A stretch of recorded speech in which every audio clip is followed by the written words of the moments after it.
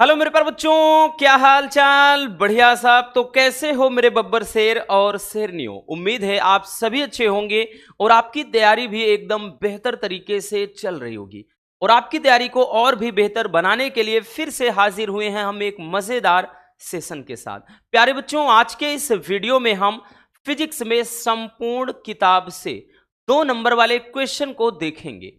ये क्वेश्चन केवल 2 नंबर ही नहीं, बहुत सारे क्वेश्चन यहां से आपके भैया 5 से 10 क्वेश्चन ऐसे भी हैं इसमें जो आपके एग्जाम में 3 नंबर में पूछे जाते हैं। वो भी 100 में 100% गारंटी लेते हैं इस बात की भैया कि यहां से क्वेश्चन बनेंगे। तो ये वीडियो काफी ज्यादा लाजवाब रहने वाली है। चलिए शुरू करते हैं बिना किसी देरी के। तो भैया पहला क्वेश्चन है कि वैद्युत क्षेत्र की तीव्रता की आपको परिभाषा लिखना है। वैद्युत क्षेत्र की तीव्रता की परिभाषा मात्रक व विमा।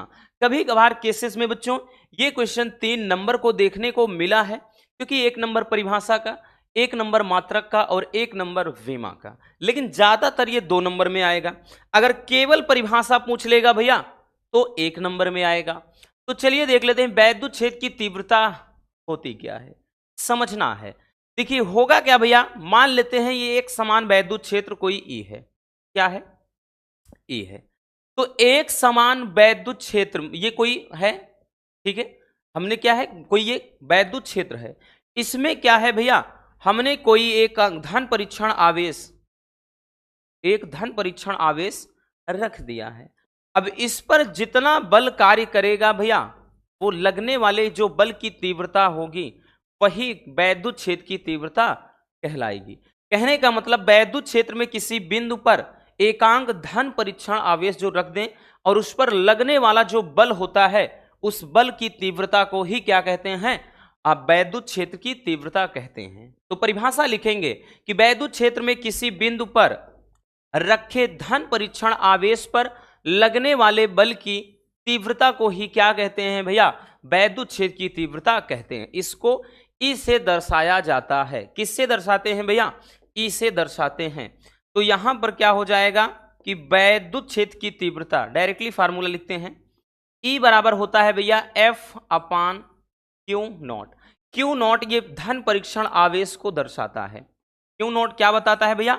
धन परीक्षण आवेश। अगर हम देखें तो यहां पर एफ क्या है और क्यू नॉट क्या है, क्योंकि सैंबल भी आपको बताना पड़ेगा भैया। तो एफ क्या है बच्चों, ये बल है। क्यू नॉट क्या है, तो धन परीक्षण आवेश को दर्शाता है। ये धन परीक्षण आवेश, धन परीक्षण आवेश हो गया। अब उसके बाद भाई बात आती है कि इसका मात्रक क्या होगा बबुआ। इसका मात्रक क्या हो जाएगा, तो मात्रक कैसे निकालेंगे? अगर देखें भैया बल का मात्रक क्या होता है, न्यूटन होता है, ठीक है। बल का मात्रक भैया न्यूटन हो जाता है और प्रति यहां पर आवेश का मात्रक क्या होता है, कूलाम होता है। तो न्यूटन प्रति कूलाम क्या हो जाएगा बच्चों, न्यूटन प्रति कूलाम, ये इसका मात्रक हो जाएगा। अब डाइमेंशनल फार्मूला भी पूछ लेता है बच्चों, बहुविकल्पी में भी या वैसे भी पूछ लेता है। इसका विमा क्या होगा, विमी सूत्र। देखिए भैया बल का जो विमा होता है वो होता है एम एल टी के घात -2, ठीक है, एम एल टी के घात -2।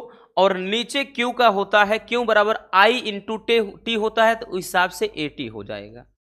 तो अब इसको अगर हम लिखेंगे तो क्या हो जाएगा, एम एल टी के घात क्या चीज भैया, टी के घात ये ऊपर से आएगा तो -3 और ए की घात -1 अर्थात ए इनवर्स। ये इसका डायमेंशनल फार्मूला हो जाएगा।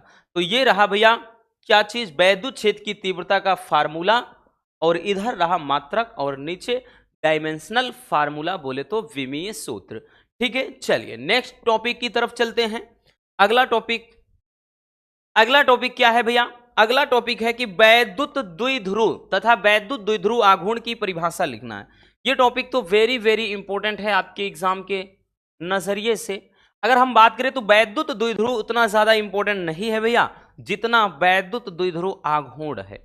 मतलब ये समझना कि अगर 10% संभावना है इस टॉपिक की, तो 90% इस टॉपिक की संभावना होती है। तो भैया वैद्युत द्विध्रुव क्या होता है?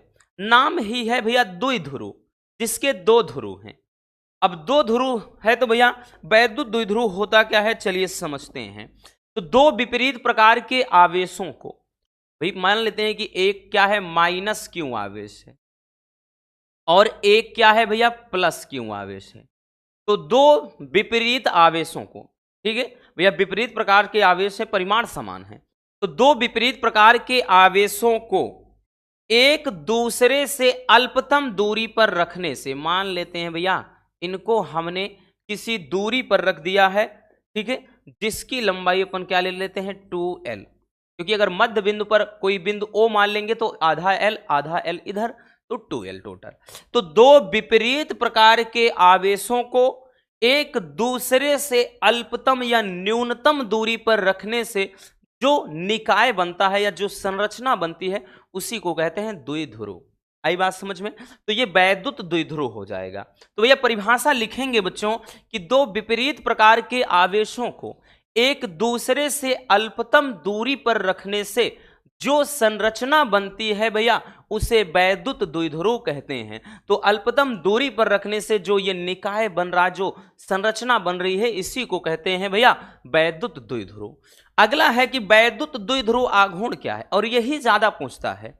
तो वैद्युत द्विध्रुव आघूर्ण क्या है भैया, रटने की जरूरत नहीं बच्चों, अब इसी फिगर में समझिएगा।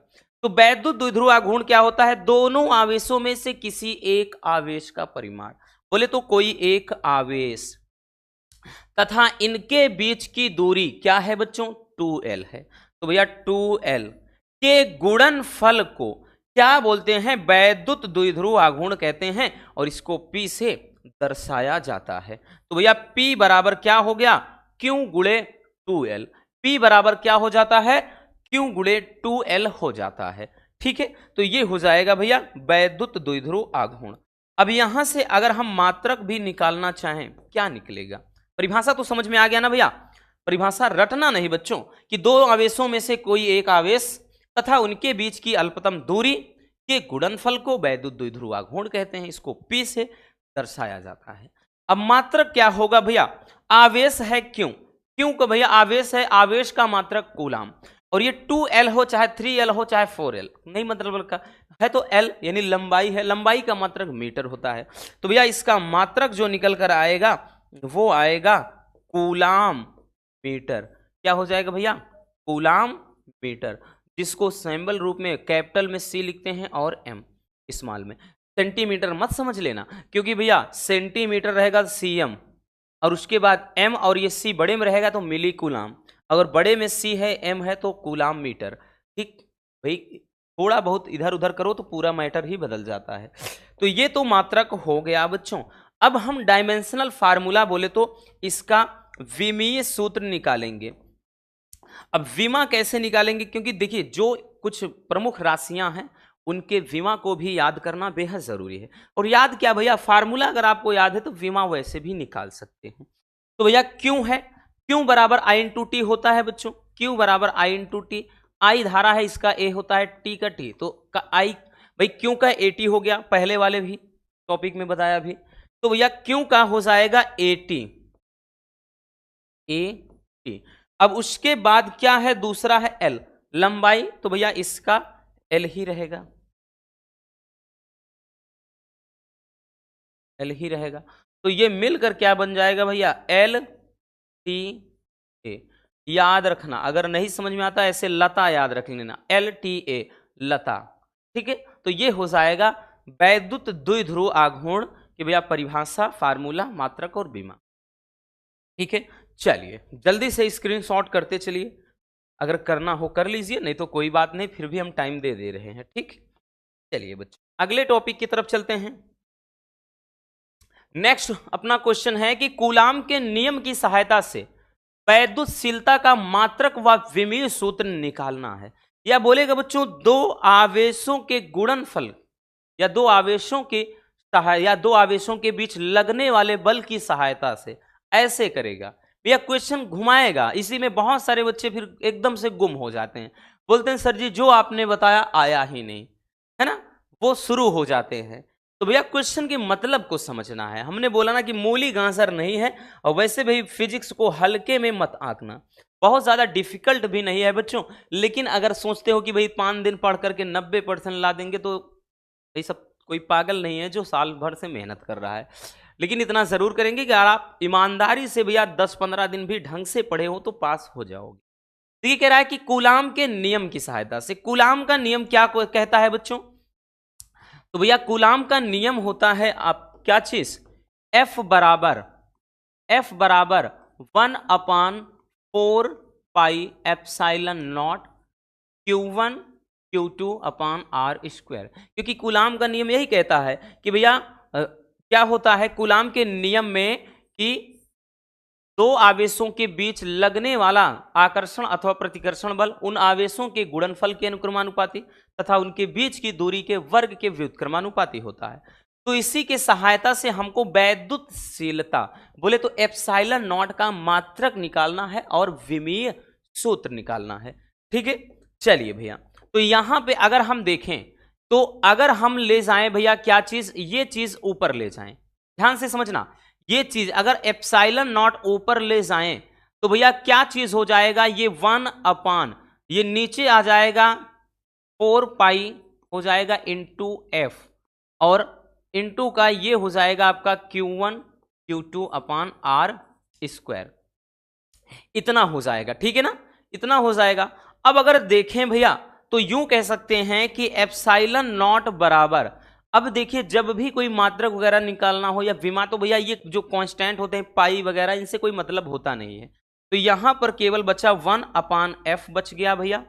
ठीक है, और यहां पर बच गया Q1 Q2 upon R square बच गया। ठीक है, ये हो गया। अब हम क्या करेंगे, इसका मात्रक निकालेंगे। अब यहां से भी मात्रक हम इसलिए निकाल लेंगे। मात्रक क्या हो जाएगा बच्चों, तो मात्रक हो जाएगा, देखिए ऊपर क्या है, आवेश है, आवेश का मात्रक भैया क्या होता है, कूलाम। 2 बार है तो 2 बार हमने कूलाम लिख दिया। ठीक है, ये बटे में, नीचे क्या है, बल F है, बल का मात्रक क्या होता है भैया, न्यूटन होता है। क्या होता है बच्चों, न्यूटन होता है। इनटू का ये R क्या है, दूरी, दूरी का मात्रक क्या है भैया, मीटर स्क्वायर होता है। ठीक है, क्या हो गया बच्चों, मीटर स्क्वायर। तो अब अगर हम देखें तो ये क्या मात्रक निकल कर आएगा, ये मात्रक हो जाएगा भैया कूलाम स्क्वायर, कूलाम स्क्वायर प्रति newton metre square, coulomb square प्रति न्यूटन मीटर स्क्वायर। ठीक है, या फिर भैया इसी को हम ऐसे लिखते हैं ना, कूलाम स्क्वायर प्रति न्यूटन मीटर स्क्वायर। ठीक है, ये आपका हो जाएगा क्या चीज, मात्रक। भाई ये वैद्युतशीलता का मात्रक, एप्सिलॉन नॉट का मात्रक हमने निकाल लिया।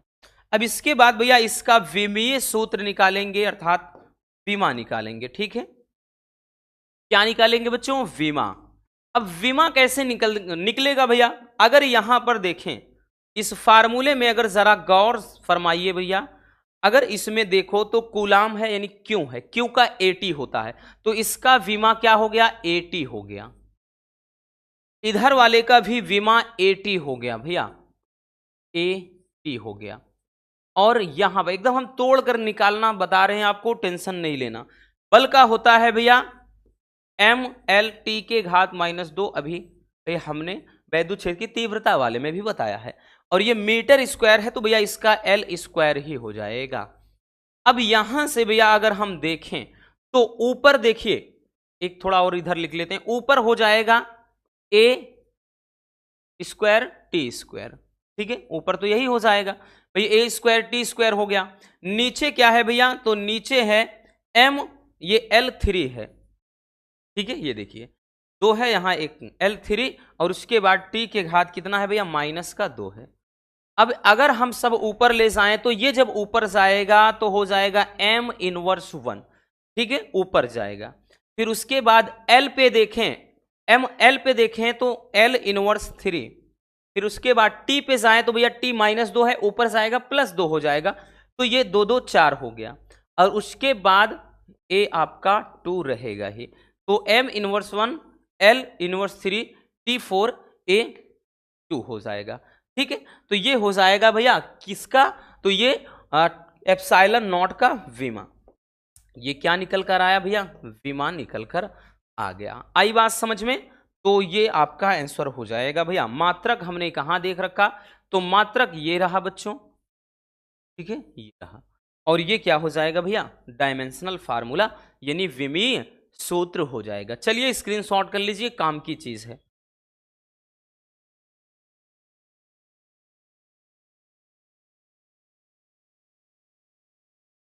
हो गया ना, चलिए आगे चलते हैं।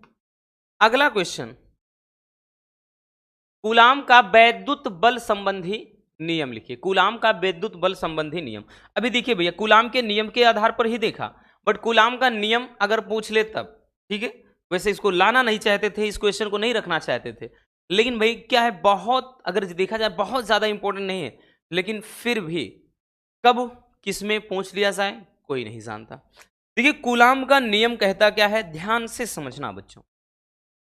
कूलाम के नियम के लिए जैसे मान लेते हैं कि दो बिंदु हैं, एक है भैया यहां पर आवेश रख देते हैं दोनों जगह पर, यहां पर हमने रख दिया Q1 और यहां पर Q2, और मान लेते हैं कि भैया इनके बीच की जो दूरी है वो क्या है, तो इनके बीच की जो दूरी है वो R है, ठीक है। इनके R दूरी पर ये दोनों आवेश रखे गए हैं।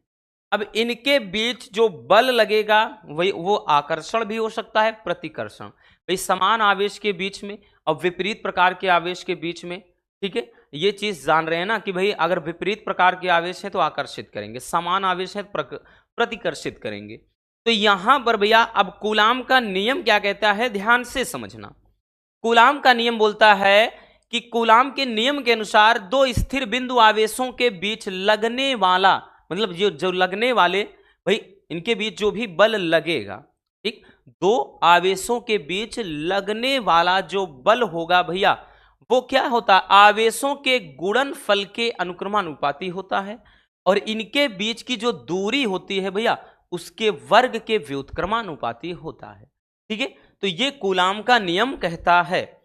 तो चलिए देखते हैं, तो यहां पर लिखेंगे भैया, हम लिखेंगे कि कूलाम के नियम से, तो पहला होता है कि जो F होता है इनके बीच की, भाई इन जो आवेश है इनके गुणनफल के अनुक्रमानुपाती, तो आवेशों के गुणनफल करेंगे भैया Q1 Q2, तो इनके गुणनफल के अनुक्रमानुपाती इक्वेशन नंबर 1। दूसरा कह रहा है जो बल लगेगा इनके बीच की दूरी के वर्ग के व्युत्क्रमानुपाती, तो भैया क्या हो जाएगा, F प्रोपोर्शनल ये कितना हो जाएगा 1/r², यानी व्युत्क्रमानुपाती। अब भैया समीकरण 1 और 2 को मिला देते हैं, तो लिखेंगे कि समीकरण 1 व 2 को मिलाने पर, समीकरण 1 व 2 को अगर मिला देंगे भैया क्या हो जाएगा बच्चों, तो मिलाने पर क्या होगा, तो भैया आपका एक फार्मूला बनेगा F प्रोपोर्शनल ये Q1 Q2/r², ठीक है, Q1 Q2/r², ये हो जाएगा। जब यहां पर भैया हम इसको हटाते हैं कांस्टेंट लग जाता है Q1 Q2/r², और जहां पर अगर हम ध्यान दें तो जहां ये जो K होता है ये 1/4πε0 के बराबर होता है, ठीक है। तो यहां पर भैया पूरा वैल्यू पुट कर देंगे, तो F बराबर 1/4πε0, ये हो जाएगा आप Q1 Q2/r², ठीक है। और यही क्या हो जाता है, यही हो जाता है भैया कूलाम का नियम, यही कूलाम का नियम हो जाता है। अगर इसमें अगर हम ध्यान दें तो यहां 1/4πε0 इसका मान कितना होता है, 9 × 10⁹, ठीक है, कितना, न्यूटन मीटर स्क्वायर प्रति कूलाम स्क्वायर, ठीक, ये 1/4πε0 का मान होता है। और वैसे भी जितने भी आपके कांस्टेंट वैल्यू होंगे इस टाइप के, भाई 1/4πε0 या μ0/4π का मान, या μ0 अकेले का मान, या ε0 का मान, ठीक, तो ये जितने भी वैल्यू होते हैं, प्रकाश की चाल क्या है, हाइगेंस, अगर हम बात कर ले भैया प्लांक नियतांक क्या होता है, तो इस तरह के जितने भी नियतांक होते हैं वो आपके फिजिक्स के पेपर में सबसे लास्ट वाले पेज में रहेगा। जैसे जहां जरूरत होती है न्यूमेरिकल वगैरह के लिए तो आप उसको देख करके लिख दें। तो अगर वैल्यू याद भी नहीं है तो कोई दिक्कत नहीं, ठीक, वहां वो दिया रहता है सबसे लास्ट वाले पेज पे पेपर के, ठीक। चलिए, तो ये तो रहा भैया कूलाम का नियम। चलिए अब आगे देखते हैं बच्चों अगले टॉपिक की तरफ। हमारा नेक्स्ट टॉपिक क्या है भैया? नेक्स्ट टॉपिक है वैद्युत फ्लक्स क्या है। ये टॉपिक भी बड़ा इंटरेस्टिंग टॉपिक है कि भैया वैद्युत फ्लक्स क्या होता है। एकदम सिंपल परिभाषा है कि वैद्युत क्षेत्र में स्थित किसी काल्पनिक पृष्ठ के क्षेत्रफल से अभिलंबवत गुजरने वाली वैद्युत बल रेखाओं की संख्या को ही कहते हैं वैद्युत फ्लक्स। क्या कहते हैं भैया? वैद्युत फ्लक्स कहते हैं, ठीक। जैसे मान लेते हैं क्या है, ये एक चादर है, इससे गुजरने वाली मान लेते हैं भैया कि जो वैद्युत बल रेखाएं हैं इस तरह से इसे गुजर रही,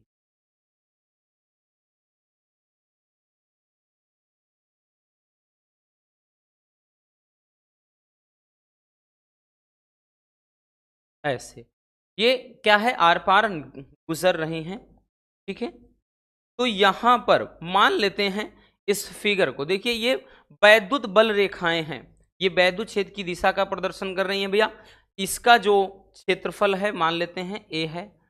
तो अगर यहां पर देखें इस फिगर को हम थोड़ा इस तरह से, मतलब इसको हम फिर से बना देते हैं एक छोटा सा ही फिगर, जैसे भैया हमने बताया ना कि ये वैद्युत बल रेखाएं गुजर रही हैं,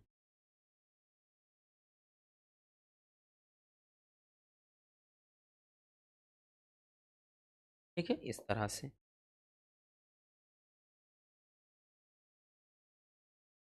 देखिए अब यहां पे अगर हम भाई देखें तो मान लेते हैं कि इस छोटे से भाग, ठीक, छोटा सा भाग है और ये भाई ई के साथ, और ये क्या है मान लेते हैं ए क्षेत्रफल को, और इसके साथ ये मान लेते हैं भैया थीटा कोण बना रहा है। क्या बना रहा है? थीटा कोण बना रहा है, ठीक है। तो इस हिसाब से भैया यहां पर तो हो जाएगा फार्मूला पाई ई बराबर ई इंटू ए, ठीक है, ई इंटू ए हो जाएगा। लेकिन अगर जैसे थीटा कोण बनाते हुए गुजर रहा है तो भैया फाई ई बराबर हो जाता है ई ए कॉस थीटा, और इस पे भैया न्यूमेरिकल भी कभी कभार बन जाते हैं, ठीक है। तो ई ए बराबर मतलब ई ए कॉस थीटा हो जाता है फाई ई बराबर। भाई मात्रक की बात करें तो मात्रक क्या होता है बच्चों, क्योंकि मात्रक इसका बहुत ज्यादा बहुविकल्पी में पूछता है। तो मात्रक भैया इसका होता है एक तो वोल्ट मीटर, क्या होता है भैया? वोल्ट मीटर होता है, ठीक है। दूसरा मात्रक क्या होता है आप लोग कमेंट करिएगा। एक मात्रक तो हमने बता दिया वोल्ट मीटर, ठीक, और वोल्ट मीटर ही ज्यादा पूछता है, याद रखना, ठीक। तो इसका मात्रक वोल्ट मीटर बता दिया, आप लोग दूसरा मात्रक बताइएगा कि क्या होता है, ठीक, वैद्युत फ्लक्स का। तो सिंपल सा भाई क्या है, सिंपल सी एक परिभाषा है, कुछ रटना नहीं बच्चों, साफ साफ दिख रहा है। फिगर बनाएंगे तब भी काम चल जाएगा, नहीं भी बनाएंगे तब भी, क्योंकि 2 नंबर वाले क्वेश्चन में बहुत डीपली नहीं घुसना। चलिए हो गया ना भैया, आगे चलते हैं। अगला क्वेश्चन क्या है कि वैद्युत विभव की परिभाषा मात्रक व विमा लिखना है। अब देखिए वैद्युत विभव क्या होता है। वैद्युत विभव आपने हाई स्कूल में भी पढ़ा है, वैद्युत विभव के बारे में हाई स्कूल में भी पढ़ा है कि एकांक धन परीक्षण आवेश को अनंत से वैद्युत क्षेत्र के भीतर किसी बिंदु तक लाने में जो कार्य करना पड़ता है वही विभव की माप होती। मान लेते हैं भैया यहां पर वैद्युत क्षेत्र है और यूं ऐसे चल के यहां पर भाई इनफाइनाइट है, अनंत है, और यहां पर कोई धन परीक्षण आवेश प्लस क्यू नॉट रखा गया है। तो एकांक धन परीक्षण आवेश को अनंत से, वही तो कह रहा है, वैद्युत क्षेत्र के भीतर किसी बिंदु तक, मान लेते हैं यहां पर वो बिंदु है, तो इस तक लाने में जो भी कार्य करना पड़ेगा वो विभव कहलाएगा, है ना। एकदम सिंपल सी परिभाषा है भैया।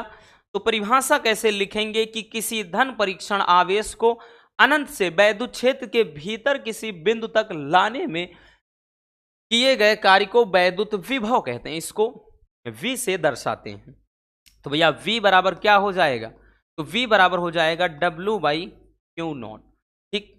तो यही तो कह रहा ना कि धन परीक्षण आवेश को अनंत से वैद्युत क्षेत्र के भीतर लाने में किया गया कार्य विभव कहलाता है। मात्रक क्या होगा बच्चों? मात्रक क्या होगा भैया? तो इसका मात्रक क्या होगा भाई? कार्य का मात्रक जूल, कार्य है तो कार्य का मात्रक जूल, आवेश का मात्रक कूलाम, तो जूल प्रति कूलाम, या फिर भैया इसी को कहते हैं वोल्ट। इसी को क्या बोलते हैं? वोल्ट बोलते हैं। अब इसके बाद अगर हम बात कर लें भैया इसका विमा क्या हो जाएगा, डायमेंशनल फार्मूला। अब विमा के लिए भैया कार्य, कार्य का विमा ऊपर रखेंगे तो कार्य का विमा होता है ml² T⁻², और उसके बाद नीचे क्यों है, क्यों का तो AT होता है। क्या होता है भैया? AT होता है। तो ये हो जाएगा क्या चीज? ml² T⁻³ और उसके बाद क्योंकि ये ऊपर जाएगा तो भैया माइनस हो जाएगा, T⁻⁻1 तो -3 हो गया, और A 1, तो ये हो जाएगा भैया क्या चीज? विमा। अगर जैसे विभवांतर पूछ लेता, क्योंकि पूछता है भैया, जैसे किसी में मान लेते हैं विभव ना पूछा, विभवांतर पूछ लिया, विभवांतर, तो भैया विभवांतर क्या होता है? तो वैद्युत क्षेत्र के भीतर दो बिंदुओं के बीच विभव के अंतर को विभवांतर कहते हैं।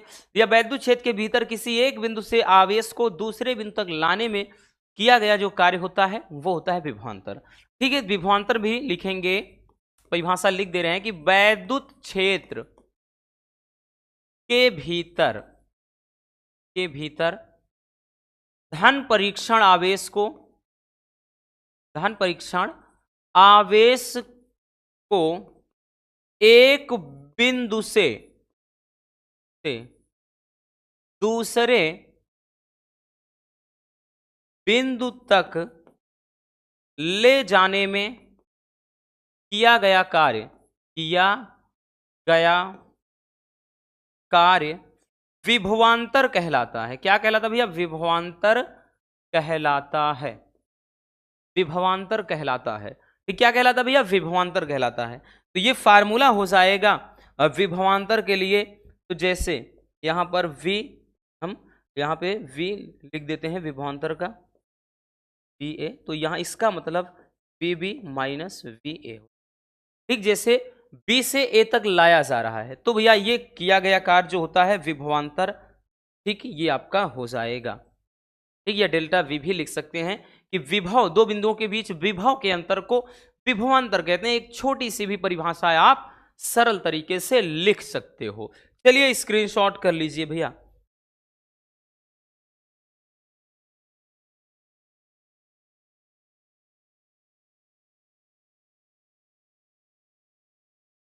हो गया ना? चलिए आगे चलते हैं। अगला क्वेश्चन है कि रेखीय आवेश घनत्व तथा आवेश के पृष्ठ घनत्व की परिभाषा दीजिए। ये भी बड़ा ही लाजवाब सा टॉपिक है। रेखीय आवेश घनत्व किसे कहते हैं? देखिए क्या होता है, बहुत कुछ मतलब इसमें रटना नहीं भैया, रटना नहीं बच्चों। रेखीय आवेश घनत्व क्या होता है कि किसी तार के प्रति एकांक लंबाई पर वितरित आवेश की मात्रा को रेखीय घनत्व कहते हैं। जैसे भैया कोई तार है, किसी तार की भाई प्रति एकांक लंबाई पर जितना आवेश वितरित हो जाएगा, ठीक, जितना आवेश इस पे संग्रहित होगा भैया वही कहलाता है रेखीय आवेश घनत्व। इसको अगर हम बात करें तो लेमडा से दर्शाते हैं। तो लेमडा बराबर होता है भैया Q/L। क्या होता है बच्चों? लेमडा बराबर Q/L हो जाता है। अब यहां से अगर हम मात्रक निकालें, इसका मात्रक निकालें तो भैया क्या हो जाएगा? तो आवेश का मात्रक कूलाम प्रति, लंबाई का मात्रक मीटर, कूलाम प्रति मीटर। ठीक है, ये हो जाएगा। अब उसके बाद अगला है कि आवेश पृष्ठ घनत्व क्या है। देखिए रेखीय आवेश घनत्व में तार की लंबाई चलती है, आवेश पृष्ठ घनत्व में भाई क्या एक चादर चलता है, एक परिच्छेद क्षेत्रफल चलता है। तो ये हो जाएगा किसी चादर के प्रति एकांक क्षेत्रफल पर वितरित आवेश की मात्रा को भैया आवेश का पृष्ठ घनत्व कहते हैं, और इसको सिग्मा से दर्शाया जाता है भैया। तो हो जाएगा क्या चीज? सिग्मा बराबर Q/A। तो यही तो कह रहा ना कि प्रति एकांक क्षेत्रफल पर जितना आवेश वितरित होगा भैया वो हो जाएगा क्या चीज? आवेश का पृष्ठ घनत्व। इसको सिग्मा से दर्शाते हैं। इसका मात्रक क्या हो जाएगा बच्चों? मात्रक की बात कर लें भैया, आवेश का मात्रक कूलाम और क्षेत्रफल का मीटर स्क्वायर, तो हो जाएगा कूलाम प्रति मीटर स्क्वायर। कूलाम प्रति मीटर स्क्वायर ये इसका मात्रक हो जाएगा। आई बात समझ में? तो ये दोनों टॉपिक भी काफी ज्यादा इंपॉर्टेंट है। ठीक है, चलिए भैया आगे चलते हैं अगले क्वेश्चन की तरफ। हमारा नेक्स्ट क्वेश्चन क्या है? अगला क्वेश्चन है कि मुक्त इलेक्ट्रॉनों के अनुगमन वेग से क्या तात्पर्य है? यानी अनुगमन वेग किसे कहते हैं ये कह रहा है। चलिए देखते हैं। वैसे तो टॉपिक थोड़ा ये भैया, अगर वैसे परिभाषा देखेंगे बहुत सारे बुक वगैरह में बहुत लंबा खींचा है, लेकिन हम एकदम सरल वाली परिभाषा लाए हैं। ठीक है, जैसे मान लेते हैं कि कोई एक चालक है,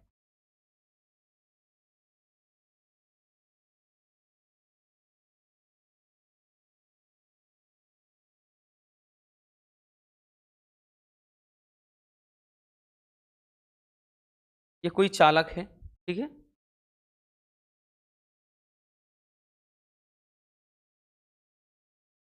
और इसका भाई इसके सिरे को बाह्य बैटरी से जोड़ दिया, ठीक है, और इसमें क्या है, वैद्युत क्षेत्र इस लग रहा है। अब यहां पर अगर देखें तो देखिए परिभाषा समझिएगा भैया, परिभाषा क्या है? अनुगमन वेग या अपवाह वेग इसी को कहते हैं। ये क्या होता है? वह वेग जिसके द्वारा चालक के मुक्त इलेक्ट्रॉन, अब इसके अंदर भैया मुक्त इलेक्ट्रॉन भरे हैं, चालक के अंदर क्या होते हैं? मुक्त इलेक्ट्रॉन होते हैं। और जैसे ही बाहर से उनको क्या है, आवेश, मतलब बाहर से भैया जैसे कोई वैद्युत क्षेत्र स्थापित होता है, तुरंत ही हलचल इनमें शुरू हो जाता है। तो वही कह रहा है कि वह वेग जिसके द्वारा चालक के मुक्त इलेक्ट्रॉन क्या होते हैं? आयनों से टकराते हुए बाह्य वैद्युत क्षेत्र जो ई है के प्रभाव से, बाह्य वैद्युत क्षेत्र के भैया प्रभाव में ये धन सिरे की ओर गति करें। किसकी तरफ भैया? तो ये धन की, जैसे ये आकर के इस तरफ से आ रहे हैं धन सिरे की तरफ, तो यहां पे अनुगमन वेग जैसे v सफिक्स डी है। ठीक है भैया, क्या है ये? v सफिक्स डी है। तो यहां पर वही चीज कह रहा है कि वह वेग जिसके द्वारा चालक के मुक्त इलेक्ट्रॉन आयनों से टकराते हुए बाह्य वैद्युत क्षेत्र के प्रभाव में धन सिरे की ओर गति करते हैं, तो इस वेग को ही कहा जाता है अनुगमन वेग या फिर अपवाह वेग। अब इसका धारा के साथ संबंध पूछता है भैया, तो धारा के साथ इसका संबंध पूछता है तो फार्मूला हो जाता है I बराबर NEA V सफिक्स डी। ठीक है, ये बहुत ज्यादा इंपॉर्टेंट है भैया इसका संबंध। लॉन्ग में तो ये डेरिवेशन में पूछता है, बट यहां पर ध्यान देना बहुत ज्यादा ये भी इंपॉर्टेंट है। और सब चीज का अगर मतलब निकाले भैया तो यहां पर I क्या है, N क्या है, E क्या है, A क्या है, और उसके बाद V सफिक्स डी है। तो सब चीजों का अर्थ भी लिखना बेहद जरूरी है। I क्या है भैया? धारा को बताएगा। N क्या है? इलेक्ट्रॉन की संख्या, इलेक्ट्रॉन की संख्या है। ठीक है, अब उसके बाद E क्या है? तो इलेक्ट्रॉन पर आवेश है, इलेक्ट्रॉन पर आवेश की मात्रा। ठीक, जितना आवेश होता है ना 1.6 × 10⁻⁻19 वो। A क्या है भैया? तो ये क्षेत्रफल है। V सफिक्स डी अनुगमन वेग या अपवाह वेग इसी को बोलेगा। ठीक है, ये हो जाता है। ठीक, तो अनुगमन वेग बड़ा ही लाजवाब सा और प्यारा सा टॉपिक है, इंपॉर्टेंट है, याद रखना। अगला कि भैया धारा घनत्व किसे कहते हैं और धारा घनत्व तथा अनुगमन वेग में संबंध स्थापित कीजिए भैया, यानी संबंध बताना है। अब धारा घनत्व क्या होता है चलिए देखते हैं। धारा घनत्व की बात कर ले तो चालक के एकांक क्षेत्रफल से, चालक के एकांक क्षेत्रफल से प्रवाहित धारा को धारा घनत्व कहते हैं। ठीक है, इसे J से दर्शाते हैं। तो भैया J बराबर फार्मूला होता है, क्या कह रहा है कि चालक के एकांक क्षेत्रफल, एकांक क्षेत्रफल हो गया से प्रवाहित धारा I हो गया। ठीक, या फिर आप एक लाइन में ऐसे लिख सकते थे भैया, धारा तथा क्षेत्रफल के अनुपात को धारा घनत्व कहते हैं। क्या कहते हैं? धारा घनत्व कहते हैं। अब इसका कह रहा है कि धारा घनत्व तथा अनुगमन वेग में संबंध लिखिए। तो अब हम संबंध लिखेंगे भैया। अगर देखें इस फार्मूले में तो भैया J बराबर क्या है? I/A। तो I के स्थान पर तो हमने ये निकाला है, एन आई के स्थान पे क्या निकाला है भैया, N E A B suffix D, और नीचे क्या है, तो नीचे आपका ए है, तो भैया ए से ए कैंसिल हो गया, तो आ गया जे बराबर क्या आया भैया, N E V suffix D, N E V suffix D, ये हो जाएगा अनुगमन धारा घनत्व और अनुगमन वेग में संबंध। जे धारा घनत्व है वी सफिक्स डी या वी डी कह लें, वो क्या है, अनुगमन वेग है। हो गया भैया, चलिए जल्दी से स्क्रीनशॉट कर लीजिए इसको भी।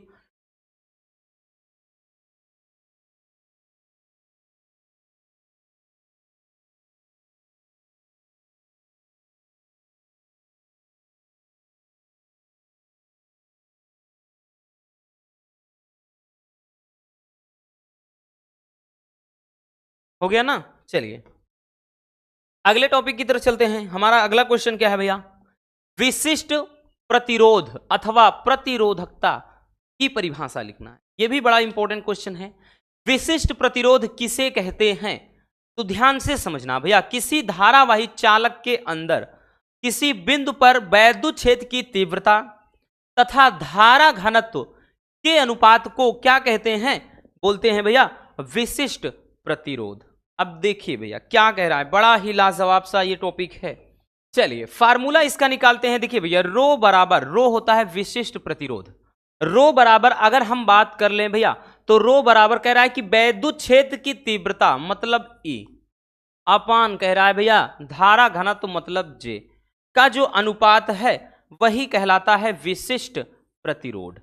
क्योंकि अब देखिए यहां से भैया हम कुछ निकाल नहीं सकते, इसका परिमात्रक वगैरह कुछ भी नहीं निकाल सकते, बीमा वगैरह, बट एक चीज हमको मालूम है, चूंकि E बराबर होता है V अपान L, ठीक है, ये होता है, और J बराबर होता है भैया I अपान A, अभी आपने वो भी देखा है।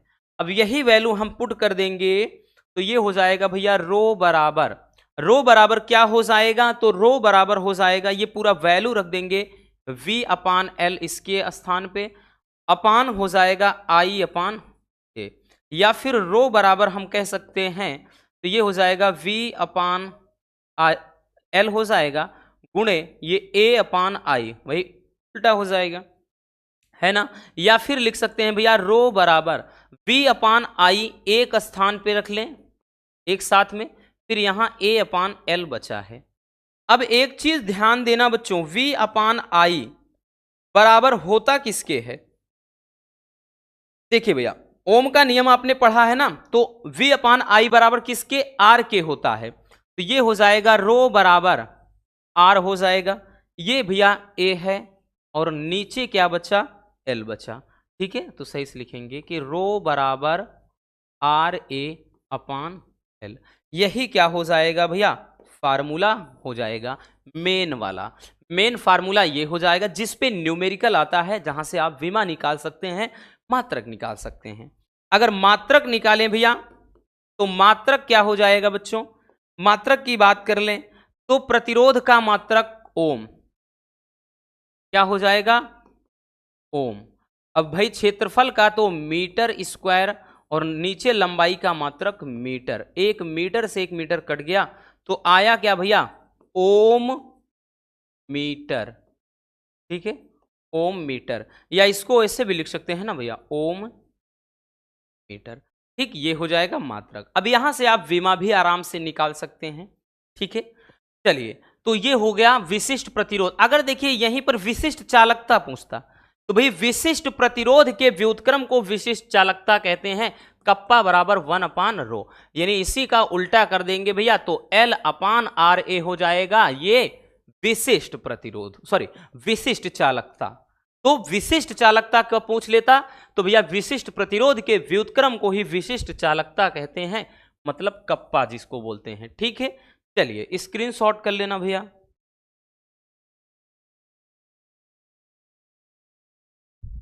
हो गया ना, चलिए आगे चलते हैं नेक्स्ट क्वेश्चन की तरफ।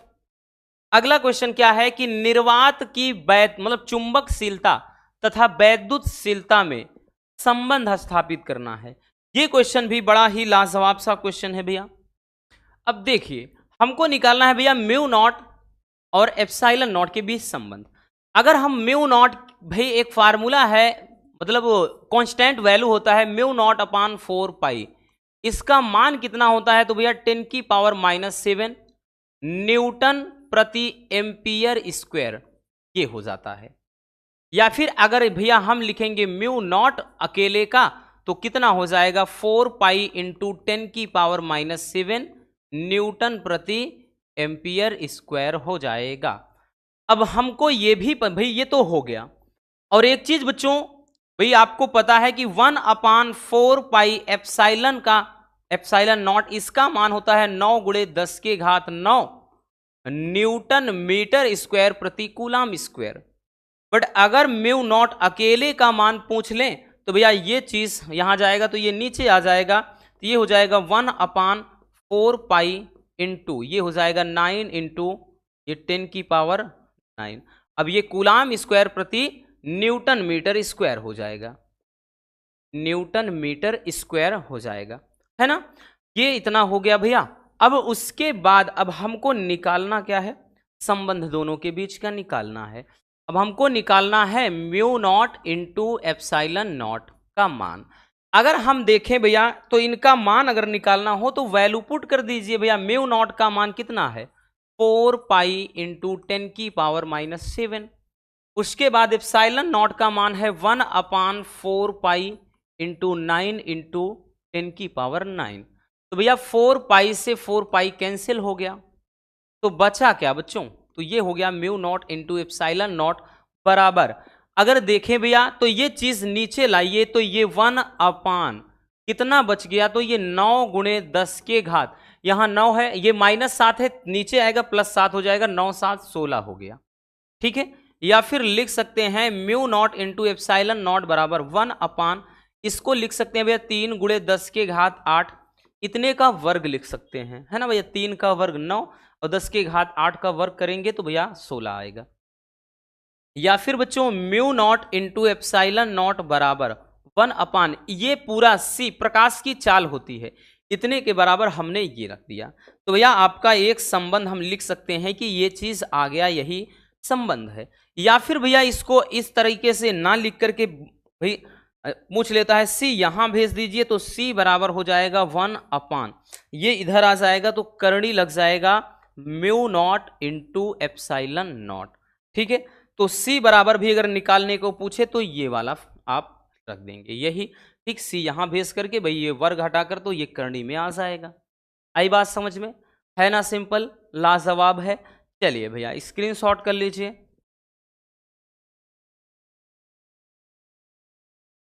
हो गया बच्चों, आगे चलते हैं भैया, अगले क्वेश्चन की तरफ चलते हैं। नेक्स्ट क्वेश्चन हमारा क्या है? किरचॉफ का धारा नियम या संधि का नियम लिखिए और यह किस सिद्धांत पर आधारित है यह भी आपको बताना है। अभी किरचॉफ का जो धारा नियम होता है या संधि का नियम जिसको बोलते हैं, ठीक, होता क्या है? सिंपल सा है कि किरचॉफ का जो धारा नियम है, धारा नियम के अनुसार किसी पर मतलब वैद्युत परिपथ में किसी भी संधि पर मिलने वाली समस्त धाराओं का बीजगणितीय योग 0 होता है। ये मतलब किरचॉफ का पहला नियम होता है। जैसे भैया मान लेते हैं कैसा कोई संधि, जैसे एक परिपथ है भैया, यहां संधि है, यहां से कई शाखाएं निकली हुई हैं, मान लेते हैं इस तरह से, ठीक है। इसको जैसे यहां पर भैया I1 मान लेते हैं, ये I2 मान लेते हैं, ये I3 मान लेते हैं, ये I4 मान लेते हैं और ये I5 मान लेते हैं और ये संधि O है। तो भैया ये बोल रहा है कि किसी भी संधि पर मिलने वाली समस्त धाराओं बोले I का जो बीजगणितीय योग होता है वो 0 होता है। यही ये नियम बोलता है। कहने का मतलब ये है कि अगर हम टोटल देखें तो भैया जितनी धारा अंदर की तरफ आ रही हैं वो सब प्लस में हो, तो भैया 2 धारा अंदर की तरफ, बाकी सब यहां से बाहर की तरफ गुजर रही हैं। तो ये हो जाएगा भैया I1 प्लस I2, ये माइनस का I3 माइनस का I4 माइनस का I5 बराबर 0। या फिर अगर इसको हम लिखेंगे तो जैसे I1 प्लस I2 बराबर, ये उधर सब जाएगा तो I3 plus I4 plus I5। अब यहां से एक बात हमको पता चल रही है कि भैया किसी भी संधि पर आने वाली धाराओं का जो योग होता है वो उस संधि से बाहर निकलने वाली धाराओं के योग के बराबर होता है। मतलब जो I इनपुट होता है, ध्यान देना, जो I इनपुट होता है बराबर वो I आउटपुट के बराबर होता है। इसका मतलब है भैया कि आने वाली धाराओं का योग जाने वाली धाराओं के योग के बराबर होता है।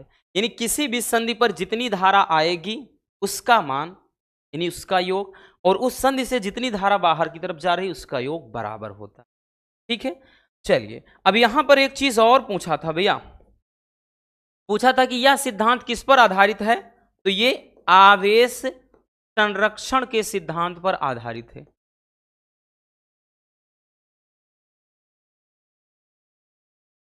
आवेश संरक्षण के सिद्धांत पर आधारित है। दूसरा नियम ऊर्जा संरक्षण के सिद्धांत पर आधारित होता है। ठीक है भैया, तो ये रहा संधि का नियम। चलिए बच्चों आगे देख लेते हैं भैया, अगले टॉपिक को देखते हैं। अगला क्वेश्चन क्या है कि दो समांतर धारावाही चालकों के बीच लगने वाला बल कब आकर्षण तथा कब प्रतिकर्षण होगा और क्यों। यह क्वेश्चन भी बड़ा ही प्यारा है। 2024 की बात करें, 2 पेपर सेट में पूछे गए थे। ठीक है, 2 सेट में आया था भैया ये क्वेश्चन। देखिए क्या होता है, कह रहा है कि दो समांतर धारावाही चालकों के बीच लगने वाला बल, यहां बाल लिखा है, बल होगा भैया, बल कब आकर्षण होगा और कब प्रतिकर्षण होगा और क्यों होगा। तो सबसे पहले भैया हम फार्मूला ही लिख लेते हैं। तो लिखेंगे कि दो समांतर धारावाही चालकों के बीच लगने वाला बल, भैया लगने वाला जो बल होता है ना बच्चों, वो फार्मूला होता है भैया F/L, यानी प्रति एकांक लंबाई पर जो बल लगेगा वो होता है μ0/2π, ये I1 I2 अपान क्या होता है भैया R हो जाता है। यही क्या हो जाता है भैया बल हो जाएगा। ठीक है, μ0/2π I1 I2 अपान R, ये हो जाता है फार्मूला। अब यहां से ध्यान देना, पहली कंडीशन और दूसरी कंडीशन को समझते हैं। पहली कह रहा है कि आकर्षण कब होगा, तो भैया जब चालकों में समान दिशा में धारा बहेगी तो आकर्षण बल होगा। क्या होगा भैया, आकर्षण बल होगा। ठीक है, पहली कंडीशन। अब दूसरा क्या बोल रहा है भैया, प्रतिकर्षण कब होगा, तो जब विपरीत धारा, अगर जैसे एक ही दिशा में भैया धारा ये बह रही है, ये मान लेते हैं I2 है, ये I1, तो इनके बीच आकर्षण बल लगेगा। कैसा बल भैया, आकर्षण बल लगेगा। अगर बच्चों एक धारा जैसे ऊपर की तरफ I1 और ये वाला I2 नीचे की तरफ, तो इनमें क्या है, बाहर की तरफ बल लगेगा, बोले तो प्रतिकर्षण होगा। तो लिखेंगे कि जब धाराएं विपरीत दिशा में बहेंगी तो प्रतिकर्षण बल लगेगा।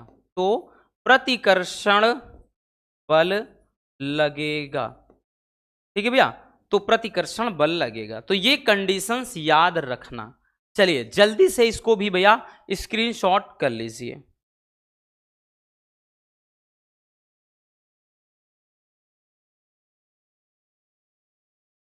हो गया भैया। चलिए आगे चलते हैं बच्चों। अगला क्वेश्चन, स्वप्रेरण गुणांक की परिभाषा दीजिए।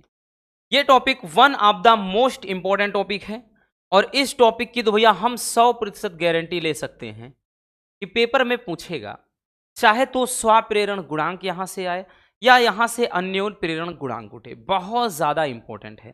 ठीक है, बहुत ज्यादा। अब भाई 7 सेट बनते हैं तो सातों में तो नहीं, लेकिन 2 से 3 सेट में तो डेफिनेटली आएगा। इसीलिए बोलते हैं ना भैया, हर एक पेपर की बात करें अगर 7 सेट बनता है तो 1-2 सेट थोड़ा अलग होता है, डिफिकल्ट होता है। बाकी 4 से 5 सेट एकदम सरल होते हैं, याद रखना। ठीक है, चलिए भैया, स्वप्रेरण गुणांक की परिभाषा आपको देना है। अब स्वप्रेरण गुणांक कहते किसको हैं? तो किसी कुंडली का जो स्वप्रेरण गुणांक होता है उस प्रेरित विद्युत वाहक बल के संख्यात्मक मान के बराबर होता है, जो कि उस कुंडली में धारा परिवर्तन की दर एकांक होने पर उत्पन्न हो। ऐसे नहीं समझ में आया? चलिए हम बताते हैं। जो स्वप्रेरण गुणांक होता है भैया, उसमें जो फ्लक्स होता है वो क्या है, प्राथमिक कुंडली में धारा के वही अनुक्रमानुपाती होता है। ठीक है, यानी धारा का प्रवाह होगा तो फ्लक्स में परिवर्तन होगा, धारा का प्रवाह रुक जाएगा तो फ्लक्स में परिवर्तन होना बंद हो जाएगा, तो ये बराबर हो जाएगा। ठीक है, अब यहां से भैया अगर ये चीज हटाएं तो फाई बराबर, हटाते हैं तो यहां कांस्टेंट एल आ जाता है, एल इंटू आई। ठीक, एल क्या है? तो यही तो स्वप्रेरण गुणांक है। अब इसका भैया हम कर देंगे अवकलन, लिखेंगे कि अवकलन करने पर, अवकलन करने पर, अब अवकलन कर देंगे तो बच्चों क्या हो जाएगा, ये हो जाएगा भैया D phi upon D T, T के सापेक्ष करेंगे, यहां से हो जाएगा डी बाई डी टी और यहां पे एल इंटू आई है। ठीक, थोड़ा समझिए इसको, पूरा डिटेल्स में निकाल के बताएंगे। ठीक, क्वेश्चन आएगा 3 नंबर में तब भी पूरा आपको ऐसे ही लिखना है। 2 नंबर में आया तो परिभाषा के लिए लिख दो तब भी काम चलेगा, डायरेक्ट फार्मूला, बट हम पूरा निकाल के बता दे रहे हैं। ठीक है, टेंशन नहीं लेना है। यहां से अगर देखें भैया तो ये D phi upon D T रहने देते हैं, बराबर एल बाहर ले लेते हैं बच्चों, तो ये क्या हो जाएगा D I upon D T बच गया, है ना भैया, D I upon D T हो गया। बट एक चीज हमको मालूम है, चूंकि वी नो दैट, हम जानते हैं कि E बराबर क्या होता है, D phi upon D T. ठीक है, आप भाई चुंबकीय वैद्युत चुंबकीय प्रेरण संबंधी फैराडे का नियम पढ़ा है ना भैया, कि ये क्या होता है, चुंबकीय फ्लक्स के परिवर्तन की ऋणात्मक दर के बराबर होता है। तो भैया इसके स्थान पे हम लिख देंगे बच्चों E बराबर, ये क्या हो जाएगा, L हो जाएगा और D I upon D T हो गया। या फिर इसको भाई सही से ये फार्मूला लिख देते हैं तो ये हो जाएगा भैया, हमको L बराबर चाहिए तो L बराबर जब लिखेंगे ये नीचे आ जाएगा, यानी E अपान डी आई अपान क्या चीज भैया, डी टी। ठीक है, D I upon D T, और यही हो जाता है आपका क्या चीज, फार्मूला, स्वप्रेरण गुणांक के बराबर। क्या होता है भैया, स्वप्रेरण गुणांक के बराबर। आगे माइनस भी लिखा होता है कहीं कहीं, माइनस इस बात को दर्शाता है, ये चुंबकीय फ्लक्स में परिवर्तन की दर को बताता है। ठीक है, अब यहां से भैया फार्मूला अगर आप नोटिस करें बच्चों, तो ये हमारा जो फार्मूला है ये मेन होता है, इस पे न्यूमेरिकल भी बनते हैं। जैसे किसी में स्वप्रेरण गुणांक पूछ लेगा तो किसी में इस पर न्यूमेरिकल दे देगा, किसी में अन्योन प्रेरण गुणांक पूछेगा तो किसी में उस फार्मूले पर न्यूमेरिकल। अब ये फार्मूला कहां से आया कि भैया उस प्रेरित विद्युत वाहक बल के संख्यात्मक मान के बराबर होता है जबकि प्राथमिक कुंडली में धारा परिवर्तन की दर एकांक हो। मतलब बच्चों अगर यहीं पर हम D I upon D T बराबर 1 मान लें तो ये जो भाई इसके स्थान पे 1 रख देंगे तो अब L बराबर E हो जाएगा कि नहीं हो जाएगा, बताइएगा। यही तो बोल रहा है ना कि भैया स्वप्रेरण गुणांक उस प्रेरित विद्युत वाहक बल के बराबर होता है जो कि भैया उस कुंडली में ही धारा परिवर्तन की दर एकांक यानी 1 होने पर उत्पन्न हो जाएगा। ठीक है भैया, चलिए अब इसके बाद बच्चों जैसे मात्रक भाई पूछता है बहुत, मात्रक क्या हो जाता है, तो इसका मात्रक हो जाता है भैया, अगर हम मात्रक की बात कर लें तो ये हो जाता है बच्चों हेनरी। क्या चीज, हेनरी। अब उसके बाद भैया अगर विमा पूछ ले कि विमा क्या होता है, तो विमा हो जाता है एम एल स्क्वायर टी घात -2 ए की घात -2। ठीक है, ये हो जाएगा भैया क्या चीज, विमा, अर्थात इसका विमीय सूत्र। चलिए जल्दी से स्क्रीनशॉट कर लीजिए भैया।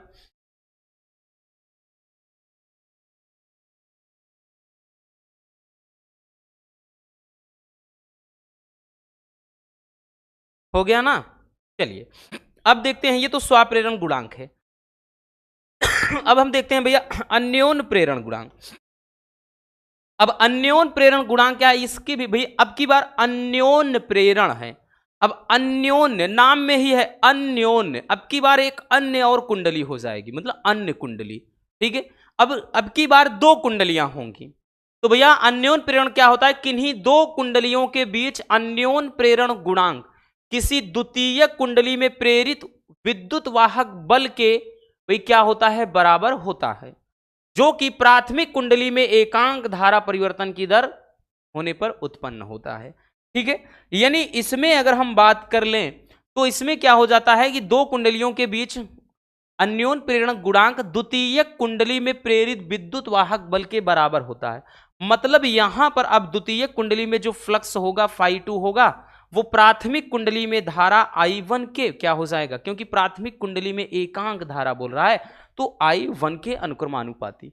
अब इसको हम लिखेंगे भैया φ2 बराबर जब करेंगे तो यहां पर कांस्टेंट एक m लग जाता है, m ही है अन्योन प्रेरण गुणांक, और यहां पर ये भैया I1 ही रहेगा। अब इसमें भी वही काम करते हैं बच्चों, अपन क्या कर देते हैं, अवकलन, अवकलन कर देते हैं भैया। तो अवकलन अगर करेंगे तो क्या बनेगा रसगुल्लों, ध्यान से समझिएगा भैया, हो जाएगा d∅2 अपान dt बराबर भैया यहां पे d/dt हो गया। ठीक है, d/dt हो गया, d/dt हुआ। उसके बाद भैया ये क्या है, m × I, ये 1 है। ठीक है, या फिर इसको लिख सकते हैं d∅2 अपान dt। ठीक, d∅2 अपान dt हो गया, m बाहर ले लेते हैं भैया, m बाहर हो गया तो क्या बचा, dI1 अपान dt बच गया। ठीक है ना भैया, ये इतना हो गया। ठीक, ये m बाहर ले लेते क्योंकि इसका अवकलन थोड़ी ना होगा। अब यहां से अब वही चीज फिर हमको करना है, चूंकि अब E बराबर d∅ अपान dt होता है भैया, तो यहां 2 है तो इसका मतलब E2 बराबर d∅2 अपान dt लिख देंगे हम। ठीक है, तो यही चीज हमको क्या कर देना है बच्चों, पुट कर देना है। तो भैया इसके स्थान पे हम लिख देंगे E2 बराबर यहां पर क्या है, m है और उसके बाद ये dI1 अपान dt है। ठीक है, dI1 अपान dt है, या फिर m बराबर हमको तो चाहिए m बराबर अन्योन प्रेरण गुणांक बराबर m बराबर क्या हो जाएगा भैया, E2 अपान ये क्या हो जाएगा, dI1 क्या हो जाएगा भैया, dI1 अपान dt। ठीक है, ये हो जाएगा। ठीक, और यही क्या है आपका प्रमुख फार्मूला है। ठीक है, यही आपका मेन क्या हो जाएगा, फार्मूला हो जाएगा। क्योंकि यहां पर अगर देखें आप तो इसमें भी वही चीज कि अगर हम भैया dI1 अपान dt यही कह रहा है, प्राथमिक कुंडली में एकांक धारा इसका मान 1 कर देंगे तो m बराबर क्या हो जाएगा, E2, अर्थात दो कुंडलियों के बीच में क्या होता है, अन्योन प्रेरण गुणांक द्वितीय कुंडली के उस प्रेरित विद्युत वाहक बल के बराबर होता है, जबकि प्राथमिक कुंडली में एकांक धारा प्रवाहित हो रही हो, बस। ठीक है, अब इसका भी भैया हम मात्रक निकालना चाहेंगे तो मात्रक क्या हो जाएगा, मात्रक क्या हो जाएगा, तो मात्रक भैया इसमें भी वही है, हेनरी। ठीक है, अब नया मात्रक थोड़ी ना पैदा होगा, अन्योन प्रेरण गुणांक हो चाहे स्वाप्रेरण, दोनों का मात्रक और विमा सेम है। विमा क्या हो जाएगा, तो विमा भी वही हो जाएगा ml² t के घात -2 a की घात -2। ठीक है, ये हो जाएगा विमा। तो आई बात समझ में, स्वाप्रेरण गुणांक और अन्योन प्रेरण गुणांक। चलिए बबुआ स्क्रीनशॉट कर लीजिए, हो गया ना भैया। चलिए आगे चलते हैं। अगला क्वेश्चन क्या है हमारा नेक्स्ट क्वेश्चन है कि वैद्युत चुंबकीय प्रेरण संबंधी या में लेंज का नियम क्या है। और लेंज का नियम बड़ा सिंपल सा नियम है, रटने की जरूरत नहीं भाई। लेंज का नियम क्या बोलता है, एक हमने आपको एक कहावत एक बात बताई थी, भैया जिस पतली में खाओ, जिस पत्तल में खाओ उसी में छेद कर दो। यानी जिसने आपको पनाह किया आप उसी को क्या करो, उसका विरोध करो। तो ये होता है भैया लेंज का नियम। तो लेंज के नियम में क्या होता है भैया कि किसी परिपथ में प्रेरित विद्युत वाहक बल या प्रेरित धारा की दिशा सदैव ऐसी होती है कि ये उसी कारण का विरोध करती है जिसके कारण ये स्वयं उत्पन्न होती है। इसीलिए कहते हैं जिस पतली में खाओ उसी में छेद कर दो। तो वो हो जाता है लेंज का नियम। ठीक है, तो भैया किसी परिपथ में प्रेरित विद्युत वाहक बल अथवा प्रेरित धारा की दिशा सदैव ऐसी होती है कि यह उस कारण का विरोध करती है जिसके कारण वह स्वयं उत्पन्न होती है। इसे ही क्या कहते हैं भैया? लेंज का नियम कहते हैं। तो काफी सिंपल सा और प्यारा सा टॉपिक है। चलिए स्क्रीनशॉट कर लीजिए भाई। अगले टॉपिक की तरफ चलते हैं। हमारा नेक्स्ट टॉपिक है ट्रांसफार्मर क्या है और यह किस सिद्धांत पर कार्य करता है। ट्रांसफार्मर क्या है और किस सिद्धांत पर काम करता है, यह आपको बताना है। अभी ट्रांसफार्मर की बात कर लें, होता क्या है? तो ट्रांसफार्मर एक ऐसी युक्ति है कह लें, या एक ऐसा साधन है, ठीक है, हम या ऐसा निकाय बोल सकते हैं कि जो क्या करता है, प्रत्यावर्ती वोल्टता को बदलने का काम करता है। यानी निम्न प्रत्यावर्ती को उच्च प्रत्यावर्ती में बदल सकता है और उच्च प्रत्यावर्ती को निम्न प्रत्यावर्ती वोल्टता में बदल सकता है। ठीक भैया, तो ट्रांसफार्मर क्या है? यह एक ऐसा साधन है जो प्रत्यावर्ती वोल्टता को परिवर्तित करता है। और ट्रांसफार्मर की बात कर ले भैया तो ये अन्योन्य प्रेरण के सिद्धांत पर कार्य करता है। और ट्रांसफार्मर कितने टाइप का होता है? तो भैया 2 प्रकार का होता है। ठीक है, अगर हम बात कर लें तो ट्रांसफार्मर 2 प्रकार का होता है। ठीक, ट्रांसफार्मर कितने प्रकार का? 2 प्रकार का होता है। पहला क्या है भैया? ऊंचाई ट्रांसफार्मर, ऊंचाई ट्रांसफार्मर। और दूसरा क्या होता है भैया? अपऊंचाई ट्रांसफार्मर, अपऊंचाई ट्रांसफार्मर।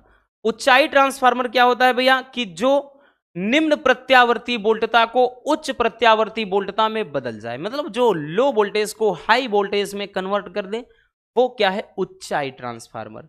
ठीक है, और उसके बाद अपऊंचाई क्या है? जो हाई वोल्टेज को लो वोल्टेज में कन्वर्ट कर दे, वो क्या? अपऊंचाई ट्रांसफार्मर हो जाता है। ठीक है भैया, चलिए आगे चलते हैं नेक्स्ट क्वेश्चन पर। हमारा अगला क्वेश्चन क्या है? अगला क्वेश्चन है कि अनुनादी आवृत्ति से क्या तात्पर्य है, या फिर अनुनादी आवृत्ति किसे कहते हैं। एलसीआर सर्किट के लिए भैया अनुनादी आवृत्ति का व्यंजक आपको प्राप्त करना है। देखिए, अनुनादी आवृत्ति किसे कहते हैं? तो भैया वह न्यूनतम आवृत्ति या फिर वह आवृत्ति जिसके लिए प्रेरण प्रतिघात धारती प्रतिघात के क्या हो बच्चों? इक्वल हो, बराबर हो। ठीक है, यानी एक्सएल का मान एक्ससी के बराबर होता है। तो ऐसी भाई आवृत्ति को कहते हैं अनुनादी आवृत्ति। उसे क्या कहते हैं भैया? अनुनादी आवृत्ति कहते हैं। तो लिखेंगे कि अनुनादी आवृत्ति के लिए हमको व्यंजक प्राप्त करना है भैया।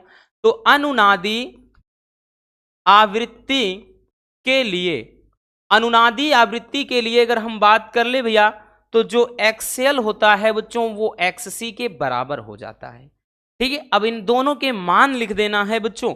एक्सएल बराबर होता है ओमेगा इंटू एल और एक्ससी बराबर 1 अपान ओमेगा इंटू सी होता है। ठीक है, क्या होता है? 1 अपान ओमेगा इंटू सी होता है। अब यहां से देखिए भैया हम क्या करेंगे, एल नीचे ले लेते हैं, ओमेगा यहां, तो ये ओमेगा इंटू ओमेगा तो ओमेगा स्क्वायर हो गया, है ना, और नीचे एल सी आ गया तो यहां पर एल सी हो गया। अब ओमेगा बराबर अगर हम देखें तो भैया वर्ग हटाना चाहें तो ये करणी में एल इंटू सी हो जाएगा। अब ओमेगा बराबर भी होता है 2 पाई एफ होता है। 2 पाई एफ बराबर 1 अपान रूट में भैया एल सी, क्या चीज? एल सी होगा। ठीक है, रूट में एल सी हो जाएगा और हमको चाहिए केवल एफ, आवृत्ति चाहिए, फ्रीक्वेंसी। तो एफ बराबर सब करेंगे तो ये नीचे आ जाएगा, तो ये हो जाएगा 1 अपान 2 पाई और रूट में भैया एल इंटू सी। ठीक है, रूट में क्या हो जाएगा? एल सी हो जाएगा। और यही अनुनादी आवृत्ति के लिए फार्मूला हो जाता है। यही क्या है भैया? अनुनादी आवृत्ति के लिए फार्मूला है। ठीक है, आई बात समझ में? ये भी काफी प्यारा सा लाजवाब क्वेश्चन है। चलिए स्क्रीनशॉट कर लेना भैया।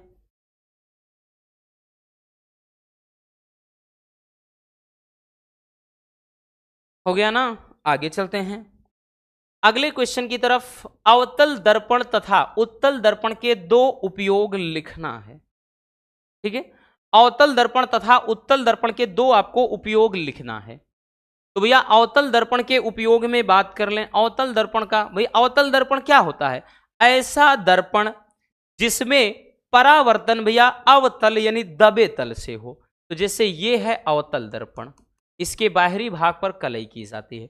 उत्तल जिसमें परावर्तन उभरे तल से हो और अंदर वाले भाग पर क्या है? कलई की जाती है। ठीक है, तो अवतल दर्पण उत्तल दर्पण समझ में आ गया ना? आपने हाई स्कूल में भी ये टॉपिक पढ़ा है, कोई नई चीज नहीं है। अवतल दर्पण का उपयोग कहां होता है? तो टार्च और सर्च लाइट में। दूसरा भैया अस्पताल में नाक, कान, गला, दांत आदि के आंतरिक भाग को देखने में। ठीक है, यानी अंदर की ये जो बीमारी होती है वहां तक प्रकाश को पहुंचाने के लिए, वहां तक रिफ्लेक्शन के लिए भैया क्या है? अवतल दर्पण का प्रयोग करते हैं। अब उत्तल दर्पण का उपयोग कहां होता है भैया? पहला स्ट्रीट लाइटों के लैंप में। जो स्ट्रीट लाइट होती है, ठीक है, जो मतलब रोड के किनारे लाइट होती है गली मोहल्ले कस्बों में, ठीक है, तो उसमें जो लैंप लगा होता है उसमें। ठीक, अगला है वाहनों में लगे साइड मिरर में। जो वाहन होते हैं, अब चाहे 2 पहिया वाहन हो चाहे भाई बड़े वाहन, ठीक है, 4 व्हीलर हो, तो उनके साइड का जो मिरर है जिससे देखते हैं वो उत्तल होता है। ठीक है, क्योंकि भैया उत्तल जो होता है वो दूर के प्रतिबिंब को बनाता है, यानी वो समेटने का काम करता है किरण को। ठीक है, तो इसी कारण क्या होता है? ये दूर का इमेज उसमें छोटा बनाता है लेकिन साफ दिखाई पड़ जाता है। ठीक, तो ये रहा उत्तल दर्पण और अवतल दर्पण के उपयोग। चलिए स्क्रीनशॉट कर लीजिए। चलिए अब हम देखते हैं नेक्स्ट क्वेश्चन को। हमारा अगला क्वेश्चन क्या है भैया? अगला क्वेश्चन है कि सिद्ध कीजिए कि सघन माध्यम का अपवर्तनांक क्रांतिक कोण की ज्या का व्युत्क्रमानुपाती होता है। मतलब कह रहा है कि सिद्ध कीजिए जो अपवर्तनांक होता है 1 ये जो साइन सी है अर्थात सी के व्युत्क्रमानुपाती होता है सी के, 1/c के। ठीक है, चलिए देखते हैं। भैया आपने स्नेल का नियम पढ़ा है। क्या पढ़ा है बच्चों? स्नेल का नियम। स्नेल का नियम यानी अपवर्तन का जो दूसरा नियम होता है वही क्या होता है? स्नेल का नियम।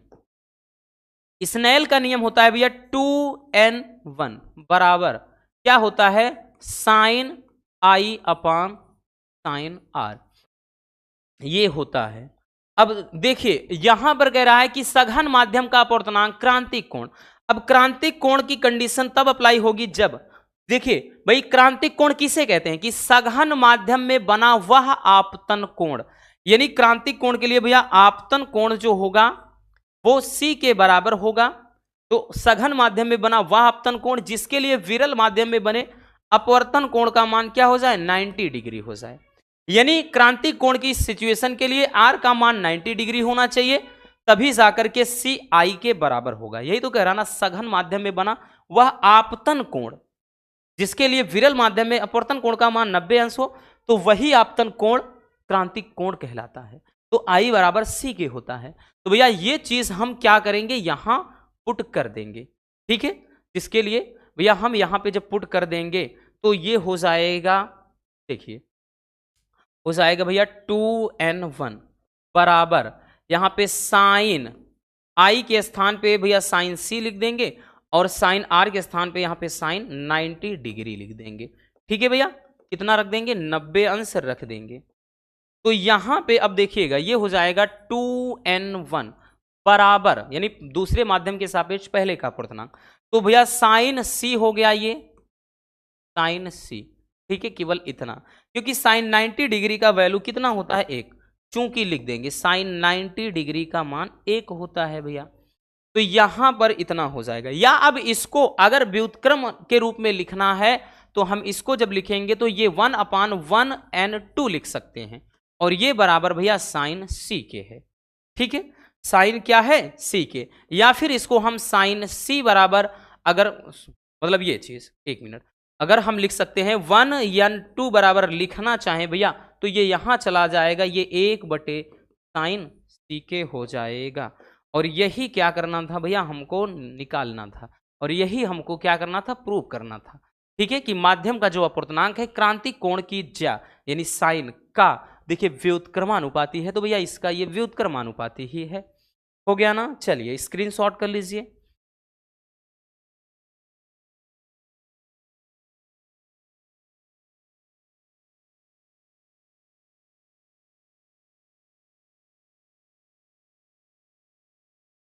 हो गया। चलिए आगे चलते हैं भैया अगले टॉपिक की तरफ। हमारा अगला टॉपिक क्या है कि दर्पण के रेखीय आवर्धन की परिभाषा लिखिए।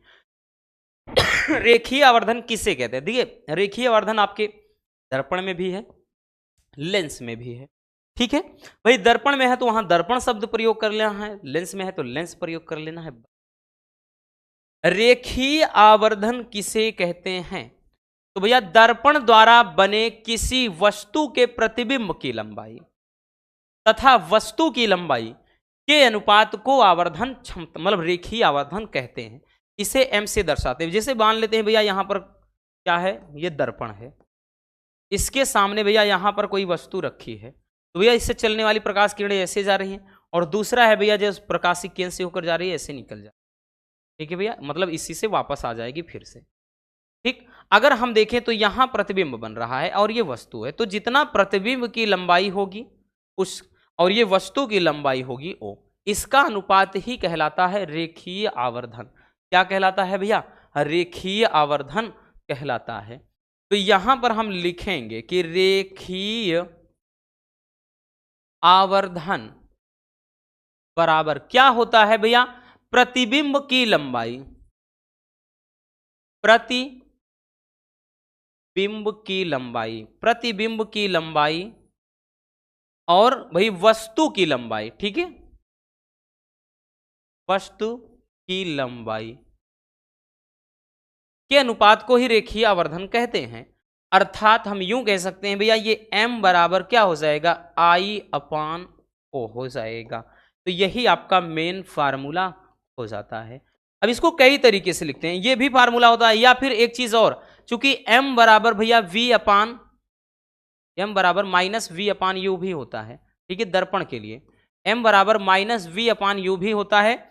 और इस पे भैया न्यूमेरिकल भी बनते हैं जब गुना गुनी वाला देता है कि 2 गुना भाई वास्तविक प्रतिबिंब बन रहा है 2 गुना बड़ा, ऐसे। अब यूं कह सकते हैं कि अब भैया सब m बराबर I/O बराबर -v/u, यानी ये सब क्या है आपस में बराबर होते हैं, ठीक है भैया। तो ये क्या हो जाएगा? रेखीय आवर्धन हो जाएगा। चलिए स्क्रीनशॉट कर लीजिए, हो गया ना। अगले क्वेश्चन की तरफ चलते हैं भैया। अब हम देख लेते हैं नेक्स्ट क्वेश्चन को। चलिए अगला क्वेश्चन है वर्ण विक्षेपण क्या है और वर्ण विक्षेपण का कारण क्या है। यह क्वेश्चन भी बड़ा ही सिंपल सा है। वर्ण विक्षेपण किसे कहते हैं भैया? ध्यान से समझना, वर्ण मतलब रंगों का या कलर, है ना, विक्षेपण का मतलब फैलना या छितराना। तो वर्ण विक्षेपण क्या है कि जब श्वेत प्रकाश को प्रिज्म से गुजारा जाता है तो 7 रंगों की एक पट्टी बन जाती है, अर्थात प्रकाश अपने अवयवी रंगों में अलग अलग हो जाता है। क्योंकि श्वेत रंग जो प्रकाश होता है, श्वेत प्रकाश जैसे सूर्य का प्रकाश है, तो उसमें 7 रंग इन्वॉल्व होते हैं। तो वही चीज है कि जब श्वेत प्रकाश को प्रिज्म से गुजारते हैं तो भैया वो अपने अवयवी रंगों में वियोजित हो जाता है और इससे 7 रंगों की एक पट्टी बन जाती है। इस घटना को ही वर्ण विक्षेपण कहते हैं, ठीक है। तो लिखेंगे परिभाषा, जब श्वेत प्रकाश को प्रिज्म से गुजारा जाता है तो प्रकाश अपने अवयवी रंगों में विभाजित हो जाता है, जिससे 7 रंगों की एक पट्टी बनती है। इस घटना को ही भैया वर्ण विक्षेपण कहते हैं। अब वर्ण विक्षेपण का कारण क्या है?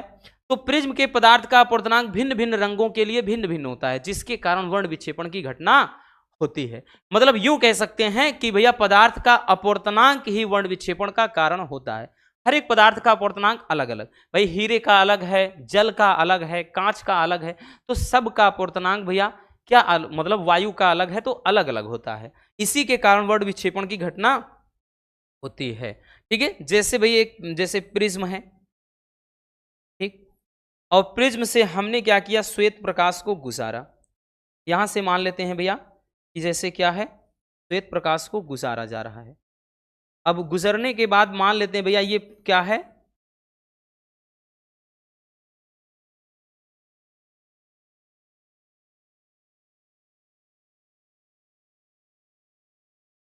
अब देखिए यहां पर अब मान लेते हैं कि भैया क्या है, यहां 7 रंगों की पट्टी बन रही है, ठीक है।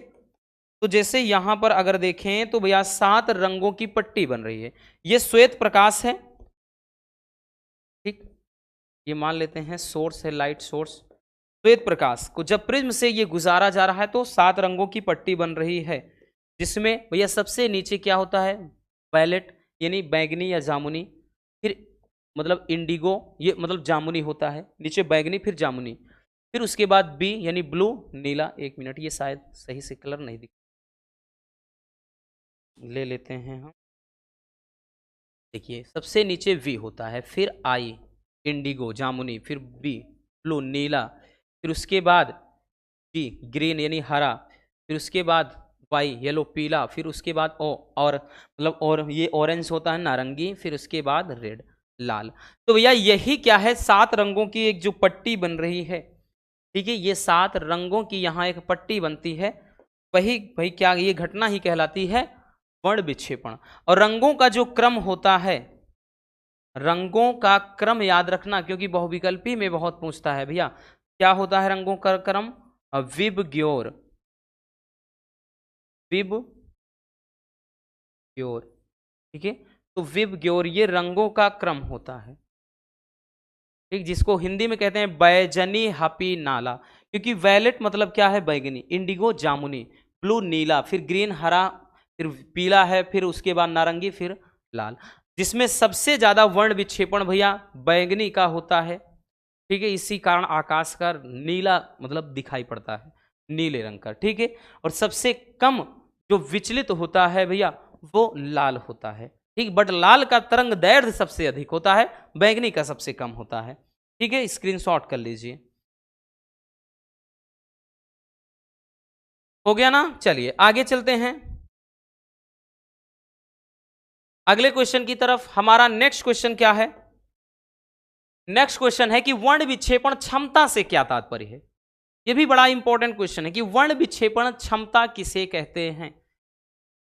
चलिए देखते हैं भैया, वर्ण विक्षेपण क्षमता क्या है कि जब श्वेत प्रकाश को एक पतले प्रिज्म से गुजारा जाता है तो बैगनी तथा लाल रंगों की निर्गत किरणों के बीच कोणीय वर्ण विक्षेपण यानी कोणीय विक्षेपण तथा मध्यवर्ती किरण जो पीला होता है के लिए विचलन कोण के अनुपात को वर्ण विक्षेपण क्षमता कहते हैं, और इसको भैया ओमेगा से दर्शाते हैं, ठीक है। तो ओमेगा बराबर होता है बच्चों क्या चीज, थीटा अपान ये लेमडा ये वाई, ठीक है। अब इसका मतलब क्या है भैया, तो ओमेगा क्या है, तो ये है ओमेगा वर्ण विक्षेपण क्षमता, थीटा क्या है कोणीय मतलब विक्षेपण है, कोणीय वर्ण विक्षेपण या कोणीय विक्षेपण, और ये डेल्टा ये जो है डेल्टा वाई क्या है, तो भैया ये पीले रंग के लिए विचलन कोण है, डेल्टा विचलन होता है वाई येलो यानी पीला, ठीक है। अब चूंकि यहां से ये चीज ध्यान देना, क्योंकि भैया थीटा बराबर होता है N V minus N R और इंटू ये होता है, और ये भैया आपका हो जाएगा विचलन कोण पीले के लिए, तो ये एन वाई माइनस का ये 1 होता है, ठीक है। तो यही वैल्यू हम इसमें पुट कर देंगे, तो भैया ओमेगा बराबर भाई इसके स्थान पे N V minus N R, ठीक है, ये हो जाएगा, और ये ए, और नीचे क्या हो जाएगा भैया एन वाई माइनस 1 है यानी पीले रंग का पूर्णांक -1, ठीक है, ये ए, तो भैया ये कट गया, तो यहां कोणीय भैया वर्ण मतलब कोणीय विक्षेपण जो क्षमता आ जाएगा तो हो जाएगा N V minus N R upon N Y minus 1, ठीक है, ये फार्मूला हो जाता है। इस पे न्यूमेरिकल भी बनता है, याद रखना बच्चों, ठीक है, इस पे न्यूमेरिकल भी बनता है।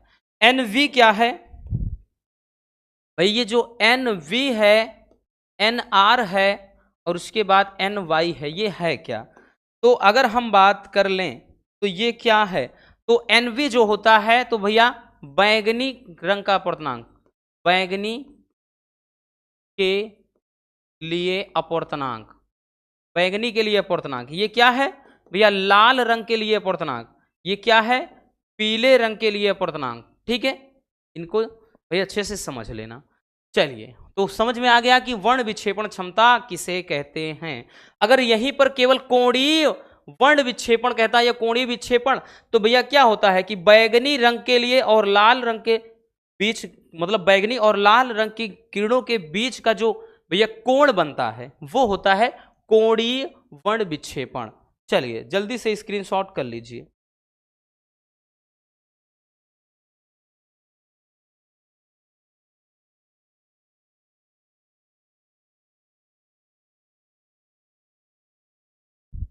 हो गया ना? चलिए आगे चलते हैं भैया, अगले क्वेश्चन पर चलते हैं। अगला क्वेश्चन क्या है हमारा? हमारा नेक्स्ट क्वेश्चन है कि हाइगेंस के तरंग संबंधी सिद्धांत की व्याख्या करना। यानी हाइगेंस का तरंग सिद्धांत क्या है? देखिए हाइगेंस नामक वैज्ञानिक ने क्या किया भैया, प्रकाश तरंगों को, ठीक, प्रकाश मतलब तरंगों से संबंधित एक सिद्धांत प्रस्तुत किया जिसको हाइगेंस का तरंग संबंधी सिद्धांत कहा जाता है। देखिए हाइगेंस के तरंग सिद्धांत के अनुसार जो प्रकाश होता है वो तरंगों के रूप में चलता है, और ये जो तरंगे हैं भैया प्रकाश स्रोत से निकलकर सभी संभव दिशाओं में प्रकाश के वेग से ही चलती हैं। हाइगेंस के समय तक वैज्ञानिकों का यह मानना था कि तरंगों के चलने के लिए भैया माध्यम की आवश्यकता है, ठीक है, माध्यम की, यानी उस टाइम वैज्ञानिकों का माना जाता था कि तरंगों के चलने के लिए माध्यम की जरूरत होती है। इसलिए हाइगेंस ने एक सर्वव्यापी माध्यम ईथर को भाई क्या है, एक माध्यम माना था, तो ईथर की कल्पना की और यह माना कि ईथर लगभग भारहीन है, अतः यह प्रत्येक पदार्थ में प्रवेश कर सकता है और इसका घनत्व तो बहुत ही कम है तथा इसकी प्रत्यास्थता भी बहुत अधिक है। इसी कारण से प्रकाश तरंगे ईथर में बहुत अधिक वेग से चलती हैं, ठीक है। और जब ये तरंगे भैया किसी वस्तु से परावर्तित होती हैं तो हमारे आंखों की रेटिना पर गिरती हैं, जिसके कारण वो वस्तु हमको दिखाई पड़ती है, ठीक है। तो ये हो जाता है हाइगेंस का तरंग संबंधी सिद्धांत कि हाइगेंस ने प्रकाश को तरंगों की तरह किस तरह में प्रयोग किया था, ठीक है। चलिए हो गया ना भैया, आगे चलते हैं बच्चों। अगला क्वेश्चन क्या है, व्यतिकरण क्या है और व्यतिकरण के लिए आवश्यक शर्तें क्या है। ये सारे क्वेश्चन बहुत ज्यादा इंपॉर्टेंट है, अक्सर एग्जाम में पूछे जाने वाले। व्यतिकरण क्या होता है कि जब भाई क्या होता है, दो तरंगे, जब दो तरंगे एक साथ एक ही दिशा में किसी स्रोत से आगे की तरफ संचरित होती हैं, तो जब वो क्या है भैया अध्यारोपित होती हैं, तो यही घटना क्या कहलाती है, व्यतिकरण। जैसे मान लेते हैं एक तरंग ऐसे चल रही है भैया और दूसरी भी क्या है, दूसरी भी ऐसे चल रही है, तो ये ओवरलैपिंग कर रही हैं, अध्यारोपित हो रही हैं, तो यही घटना क्या कहलाएगा भैया, व्यतिकरण।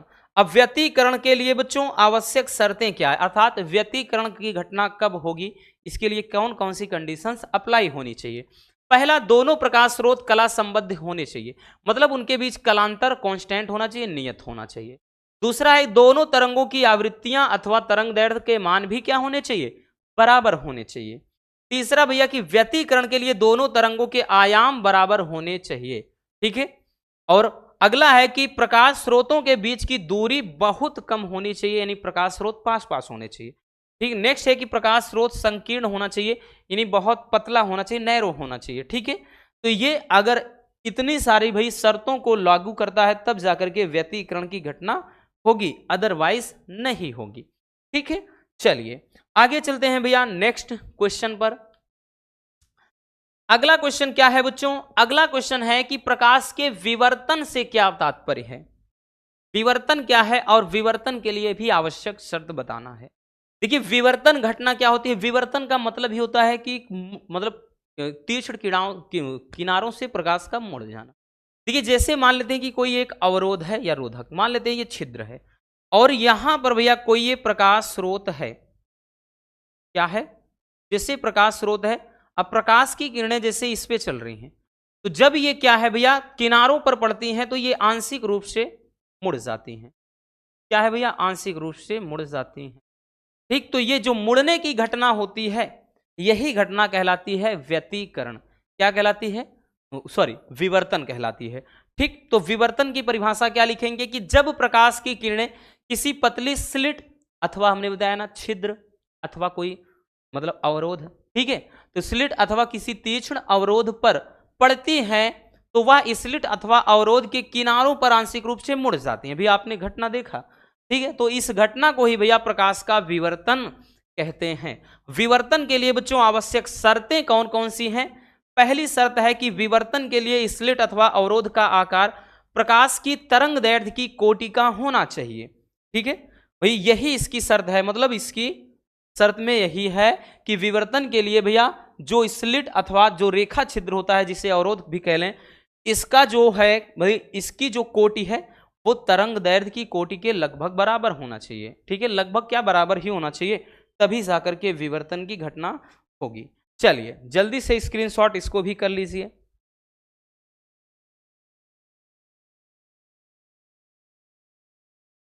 हो गया ना? चलिए आगे चलते हैं भैया।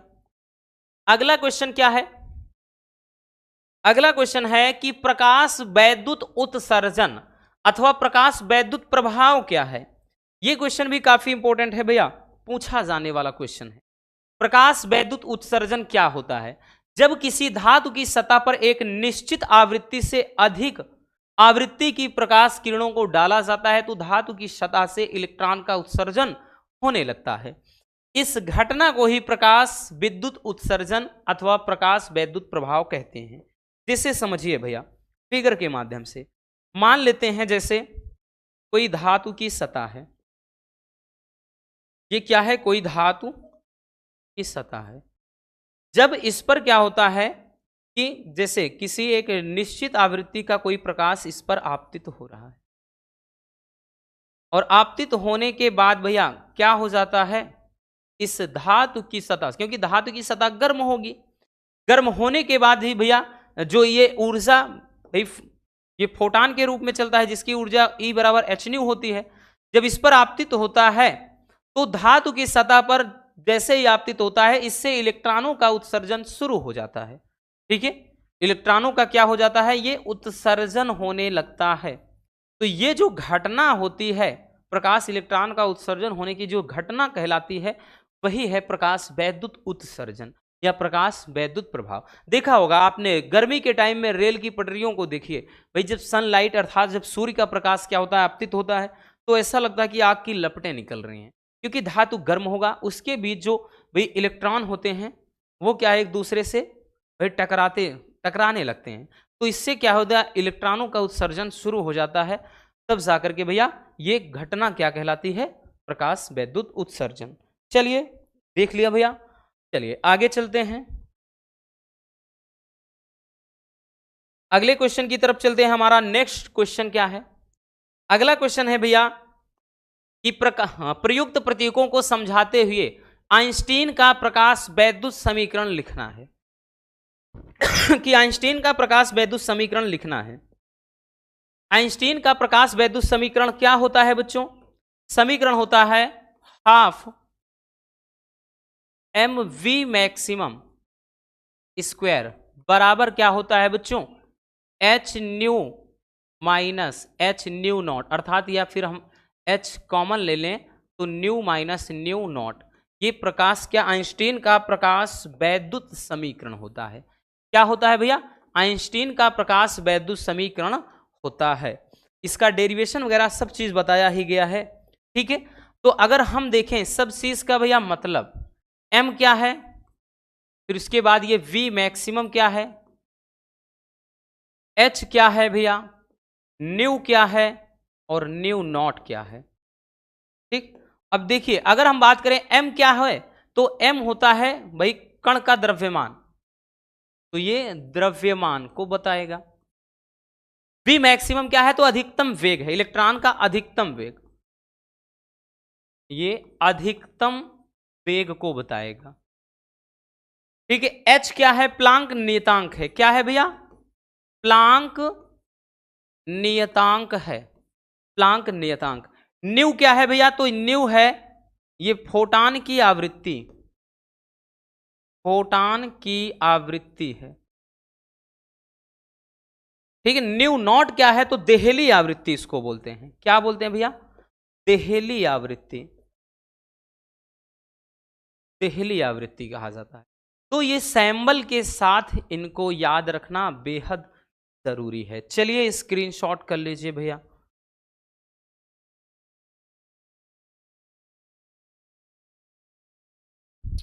हो गया ना? चलिए आगे चलते हैं भैया, अगले क्वेश्चन की तरफ चलते हैं। हमारा नेक्स्ट क्वेश्चन क्या है? अगला क्वेश्चन है कि भाई परमाणु की द्रव्यमान संख्या तथा परमाणु क्रमांक की परिभाषा देना है आपको। देखिए परमाणु क्रमांक और द्रव्यमान संख्या होता क्या है, तो भी समझते हैं एक सिंबल के माध्यम से। जैसे हम एक सिंबल बना लेते हैं, एक सिंबल बना लिया, ये बड़ा से एक्स। अब यहां पर भैया ध्यान से समझना, और ये है, ठीक है। तो अब देखिए कोई भी चीज इस तरह से लिखा हो, जैसे सोडियम 11 और 23 लिखा है, तो ये द्रव्यमान संख्या होता है, और ये क्या है? परमाणु क्रमांक है। इसी को प्रोटॉन बोलेंगे, इसी को इलेक्ट्रॉन बोलेंगे। तो किसी परमाणु के नाभिक मतलब किसी भी परमाणु में उपस्थित जो प्रोटॉनों की संख्या है वही क्या है? परमाणु क्रमांक। ये क्या होता है भैया? परमाणु क्रमांक। और ये क्या होता है बच्चों? द्रव्यमान या संख्या या परमाणु भार। ठीक है, तो यह याद रखना कि किसी परमाणु में उपस्थित प्रोटॉनों की संख्या को ही परमाणु क्रमांक कहते हैं, क्योंकि भैया यही क्या है? प्रोटॉन को भी बताता है, और यही परमाणु क्रमांक, यही इलेक्ट्रॉन भी आप कह लें। ठीक है, अब उसके बाद द्रव्यमान संख्या क्या होता है? तो नाभिक में उपस्थित न्यूक्लियानों का जो द्रव्यमान होता है वही द्रव्यमान संख्या। न्यूक्लियान में प्रोटॉन प्लस न्यूट्रॉन का योग होता है, सॉरी मतलब हाँ, प्रोटॉन प्लस न्यूट्रॉन का। ठीक है, तो भैया परमाणु क्रमांक में क्या लिखेंगे? किसी परमाणु में उपस्थित इलेक्ट्रॉनों की संख्या को परमाणु क्रमांक, या फिर हमने बताया कि प्रोटॉनों की संख्या को भी परमाणु क्रमांक कहते हैं। आगे लिखेंगे कि इलेक्ट्रॉन की संख्या परमाणु में नाभिक में उपस्थित प्रोटॉनों की संख्या के बराबर होती है। तो वही चीज आप चाहे यहां इलेक्ट्रॉनों की संख्या को लिख दें या प्रोटॉनों की संख्या को। ठीक है, द्रव्यमान संख्या क्या है? तो परमाणु में उपस्थित न्यूट्रॉनों की संख्या तथा प्रोटॉनों की संख्या के योग को द्रव्यमान संख्या कहते हैं। मतलब भैया अगर परमाणु भार या द्रव्यमान संख्या निकालना है तो ये P प्लस N होता है, प्रोटॉन प्लस न्यूट्रॉन, या Z प्लस N भी कह सकते हैं। ठीक है, ये हो जाएगा द्रव्यमान संख्या। ठीक, आई बात समझ में? तो ये परिभाषा बहुत इंपॉर्टेंट है, याद रखना। चलिए भैया स्क्रीनशॉट कर लीजिए।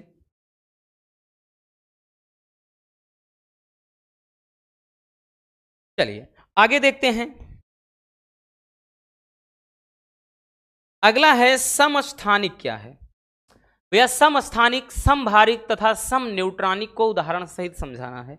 यह भी बड़ा लाजवाब सा और बड़ा इंटरेस्टिंग टॉपिक है। समस्थानिक क्या होता है भैया? एक ही तत्व के भिन्न भिन्न ऐसे परमाणु जिनमें प्रोटॉनों की संख्या समान हो या परमाणु क्रमांक समान हो, उन्हें अपन क्या कहेंगे? समस्थानिक कहते हैं, या इन्हीं को समप्रोटॉनिक भी कहा जाता है। समझ में आया? तो किसी एक ही तत्व के ऐसे विभिन्न परमाणु जिनमें प्रोटॉनों की संख्या अर्थात परमाणु जो क्रमांक हो वो समान हो, लेकिन न्यूट्रॉन की संख्या भिन्न भिन्न, तो भैया उन्हें समस्थानिक या समप्रोटॉनिक कहेंगे। जैसे हाइड्रोजन के समस्थानिक कर देते हैं 1H1, 1H2 और 1H3। तो भैया अगर देखें सब में परमाणु क्रमांक 1-1 है, लेकिन परमाणु भार 1, 2, 3 है, तो इसको बोलते हैं प्रोटियम। प्रोटियम ये होता है ड्यूटीरियम। क्या होता है भैया? ड्यूटीरियम। और ये होता है ट्राइटियम। Protium, deuterium, tritium. तो ये हाइड्रोजन के समस्थानिक हुए ना भैया। अगला है, और ये भी याद रखना बहुत ज्यादा इंपॉर्टेंट है भैया, ये वेरी वेरी इंपॉर्टेंट है, हर एक क्वेश्चन पेपर में पूछेगा, 100% लिख कर ले लो भैया, आएगा आपका। ठीक है, इसमें कोई दो राय नहीं, बहुत ज्यादा इंपॉर्टेंट टॉपिक है ये। भाई समभारिक क्या होता है? तो अब नाम है समभारिक, जिसमें भार समान हो। तो ऐसे परमाणु जिनमें क्या होते हैं, मतलब ऐसे नाभिक जिनमें परमाणु भार समान हो लेकिन परमाणु क्रमांक अब की अलग अलग हो, तो वो समभारिक कहलाते हैं। क्या कहलाते हैं? समभारिक। अब परमाणु भार अब की बार समान हो। अब इसके एग्जांपल में बात कर ले, जैसे एक हीलियम का ही ले लेते, मतलब एक हाइड्रोजन के समस्थानिक को ले लेते हैं और एक हीलियम का नाभिक ले लेते हैं। ठीक है, एक हीलियम का हम नाभिक ले लेते हैं भैया। अगर आप देखें तो भैया इसमें क्या है भाई, परमाणु भार यहां पर भी 3 है, यहां पर 3 है। इसी तरह से एक और भैया, ये इसी तरह से एक और जैसे ले लें कि भाई कार्बन का भी होता है, कार्बन आपका 6 होता है, कार्बन का भी एक होता है संभारिक 14, और उसके बाद नाइट्रोजन तो भैया आपका 14 होता ही है। ठीक है, नाइट्रोजन जो है वो तो 14 होता ही है। तो यहां पर भी देखें तो परमाणु भार कितना है, 14 14 है, यहां 3 3 है। ठीक है, तो ये क्या हो जाएगा, समभारिक कहलाएगा। क्या चीज कहलाएगा भैया, समभारिक, क्योंकि परमाणु भार समान है। ठीक है, चलिए आगे चलते हैं,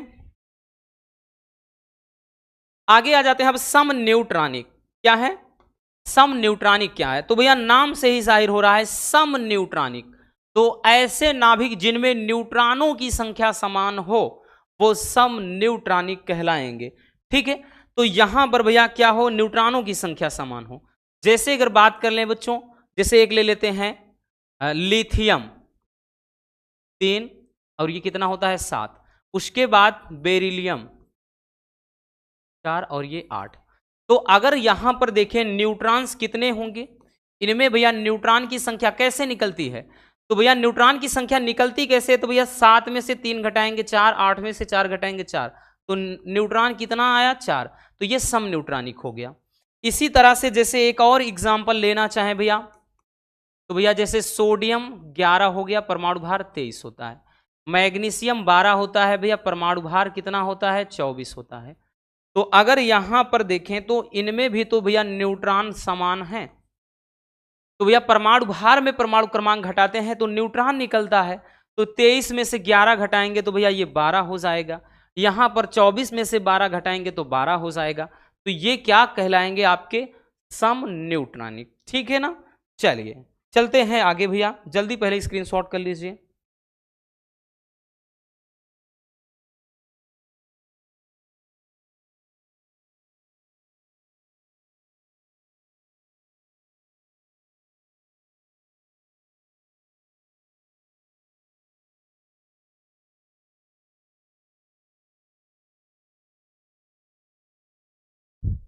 हो गया ना, चलिए आगे चलते हैं।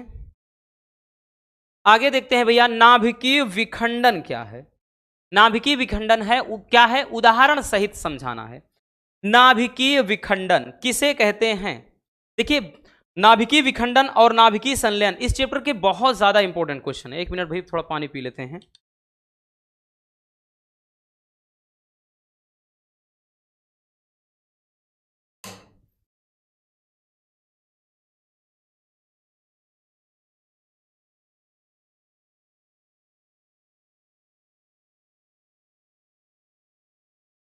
चलिए भैया, नाभिकीय विखंडन, देखिए विखंडन होता क्या है कि जब किसी भारी नाभिक पर, कोई भारी नाभिक हो, उस पर न्यूट्रॉन की बौछार की जाए या न्यूट्रॉनों की बमबारी की जाए तो वो क्या होता है, 2 या 2 से अधिक हल्के नाभिकों में टूट जाता है।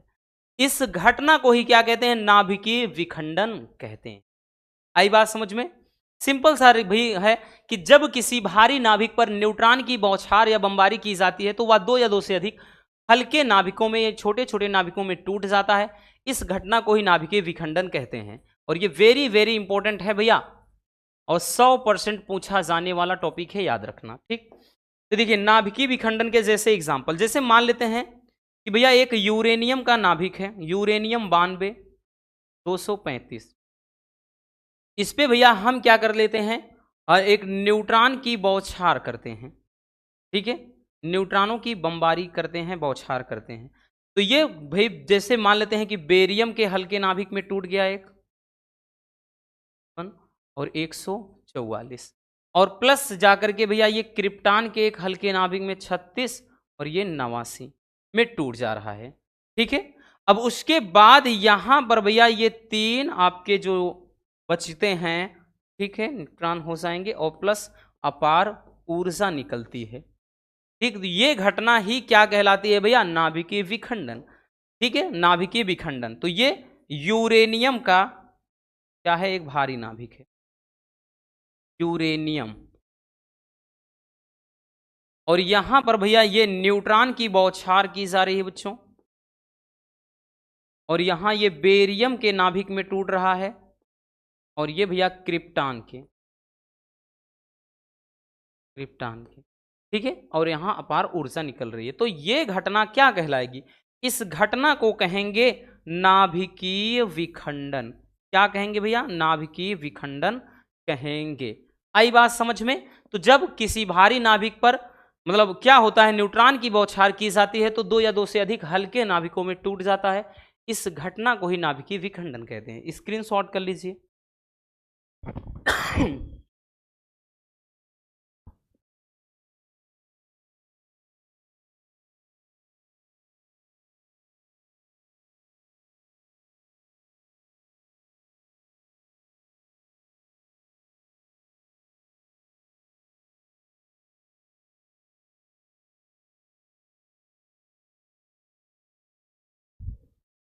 हो गया ना? चलिए आगे चलते हैं भैया। अगला टॉपिक क्या है? नाभिकीय संलयन। अब देखिए, विखंडन में होता है टूटना, संलयन में होता है जुड़ना। नाभिकीय संलयन क्या होता है भैया? कि जब दो या दो से अधिक हल्के नाभिक मिलकर एक भारी नाभिक का निर्माण करते हैं तो इस घटना को नाभिकीय संलयन कहते हैं। और ये क्वेश्चन भी 100 में 100% पूछा जाने वाला है भैया। ये 100% गारंटी लेते हैं हम इस बात की, क्योंकि इतना ज्यादा इंपॉर्टेंट क्वेश्चन है। तो भैया नाभिकीय संलयन किसे कहते हैं? तो हमने बताया ना कि जब दो या दो से अधिक हल्के नाभिक जुड़कर, जैसे मान लेते हैं कि हाइड्रोजन के दो समस्थानिक, ठीक, जैसे ड्यूटेरियम के भैया दो हल्के नाभिक जुड़ रहे हैं और ये क्या करते हैं, एक भारी नाभिक भैया, जैसे क्या करते हैं, ये एक ट्राइटियम के एक भारी नाभिक का निर्माण करते हैं और ये प्रोटियम का एक हल्का नाभिक बन रहा है। ठीक है, तो ये बन जाता है। उसके बाद फिर से ये पुनः कि ये क्या होता है, जो ट्राइटियम होता है ये फिर से ड्यूटेरियम के हल्के नाभिक से भैया ये क्या करता है, जुड़ करके ये क्या बना देता है, हीलियम का एक भारी नाभिक बना देता है। ठीक है, हीलियम का एक नाभिक बना देता है। ठीक, और उसके बाद यहां पर ये क्या हो जाता है, न्यूट्रॉन, तो और यहां पर ऊर्जा उत्पन्न हो रही है भैया। तो ये क्या कहलाएगा, तो ये घटना हो जाएगी नाभिकीय संलयन, जिसमें आपने देखा। ठीक, ये क्या हो गया भैया,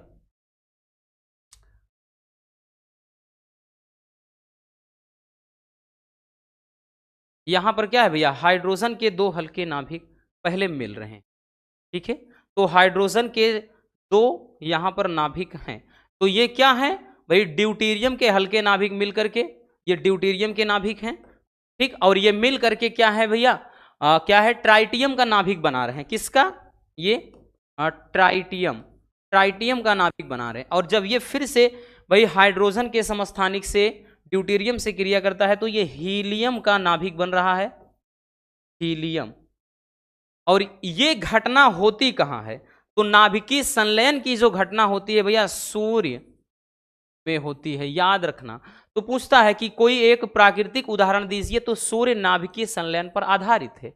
और जबकि परमाणु बम जो होता है वो नाभिकीय विखंडन पर आधारित है। ठीक है, चलिए स्क्रीनशॉट कर लेना बबुआ। हो गया भैया, अगले क्वेश्चन की तरफ चलते हैं हम। हमारा नेक्स्ट क्वेश्चन क्या है, देखिए अगला क्वेश्चन क्या है, तो अगला क्वेश्चन है पीएन संधि डायोड में अवक्षय परत से क्या तात्पर्य है। ये भी बड़ा प्यारा सा क्वेश्चन है कि अवक्षय परत क्या होता है। देखिए भैया, पीएन संधि के दोनों ओर वह परत या फिर वह स्थान या वह भाग कह सकते हैं जिसमें चलनशील आवेश वाहकों की उपस्थिति नहीं होती है, उस क्षेत्र को ही कहते हैं अवक्षय परत। जैसे भाई एक फिगर के माध्यम से समझते हैं इसको।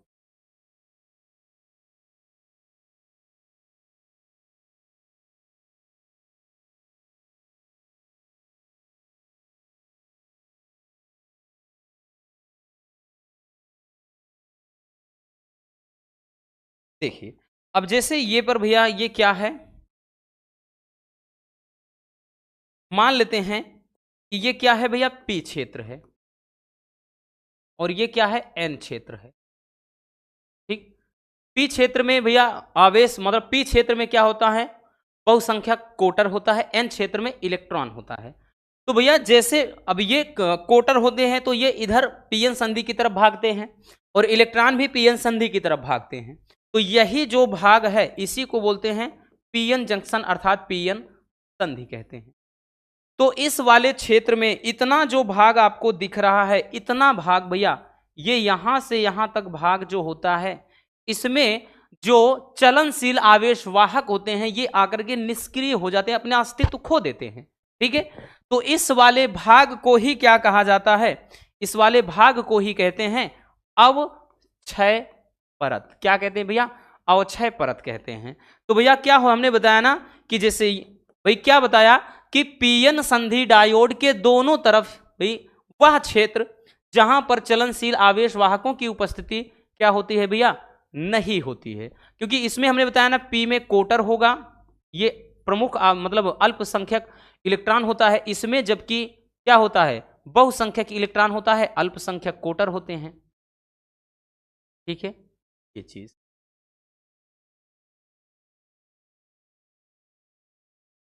तो ये दोनों संधि की तरफ चलते हैं वैद्युत क्षेत्र के प्रभाव में, फिर आकर के यहां पर भाई इस क्षेत्र में अपना अस्तित्व खो देते हैं। तो वो क्षेत्र ही क्या कहलाएगा, अवक्षय परत, यानी यहां पर इनका क्षय हो जाता है। ठीक है, चलिए स्क्रीनशॉट कर लीजिए भैया। हो गया बच्चों, तो बस आज के इस वीडियो में इतना ही। उम्मीद है मेरे प्यारे रसगुल्लों को आज की एक क्लास काफी ज्यादा पसंद आई होगी। अगर वीडियो पसंद आई हो तो भैया इस मेहनत के लिए एक लाइक जरूर कर देना, और नए हैं तो चैनल को सब्सक्राइब जरूर कर लीजिए ताकि मजेदार टॉपिक आप तक रेगुलर पहुंचते रहें। मिलते हैं किसी और शानदार टॉपिक के साथ। Love you, bye bye, take care. और हाँ, एक प्यारा सा कमेंट बॉक्स में छोड़ दीजिएगा।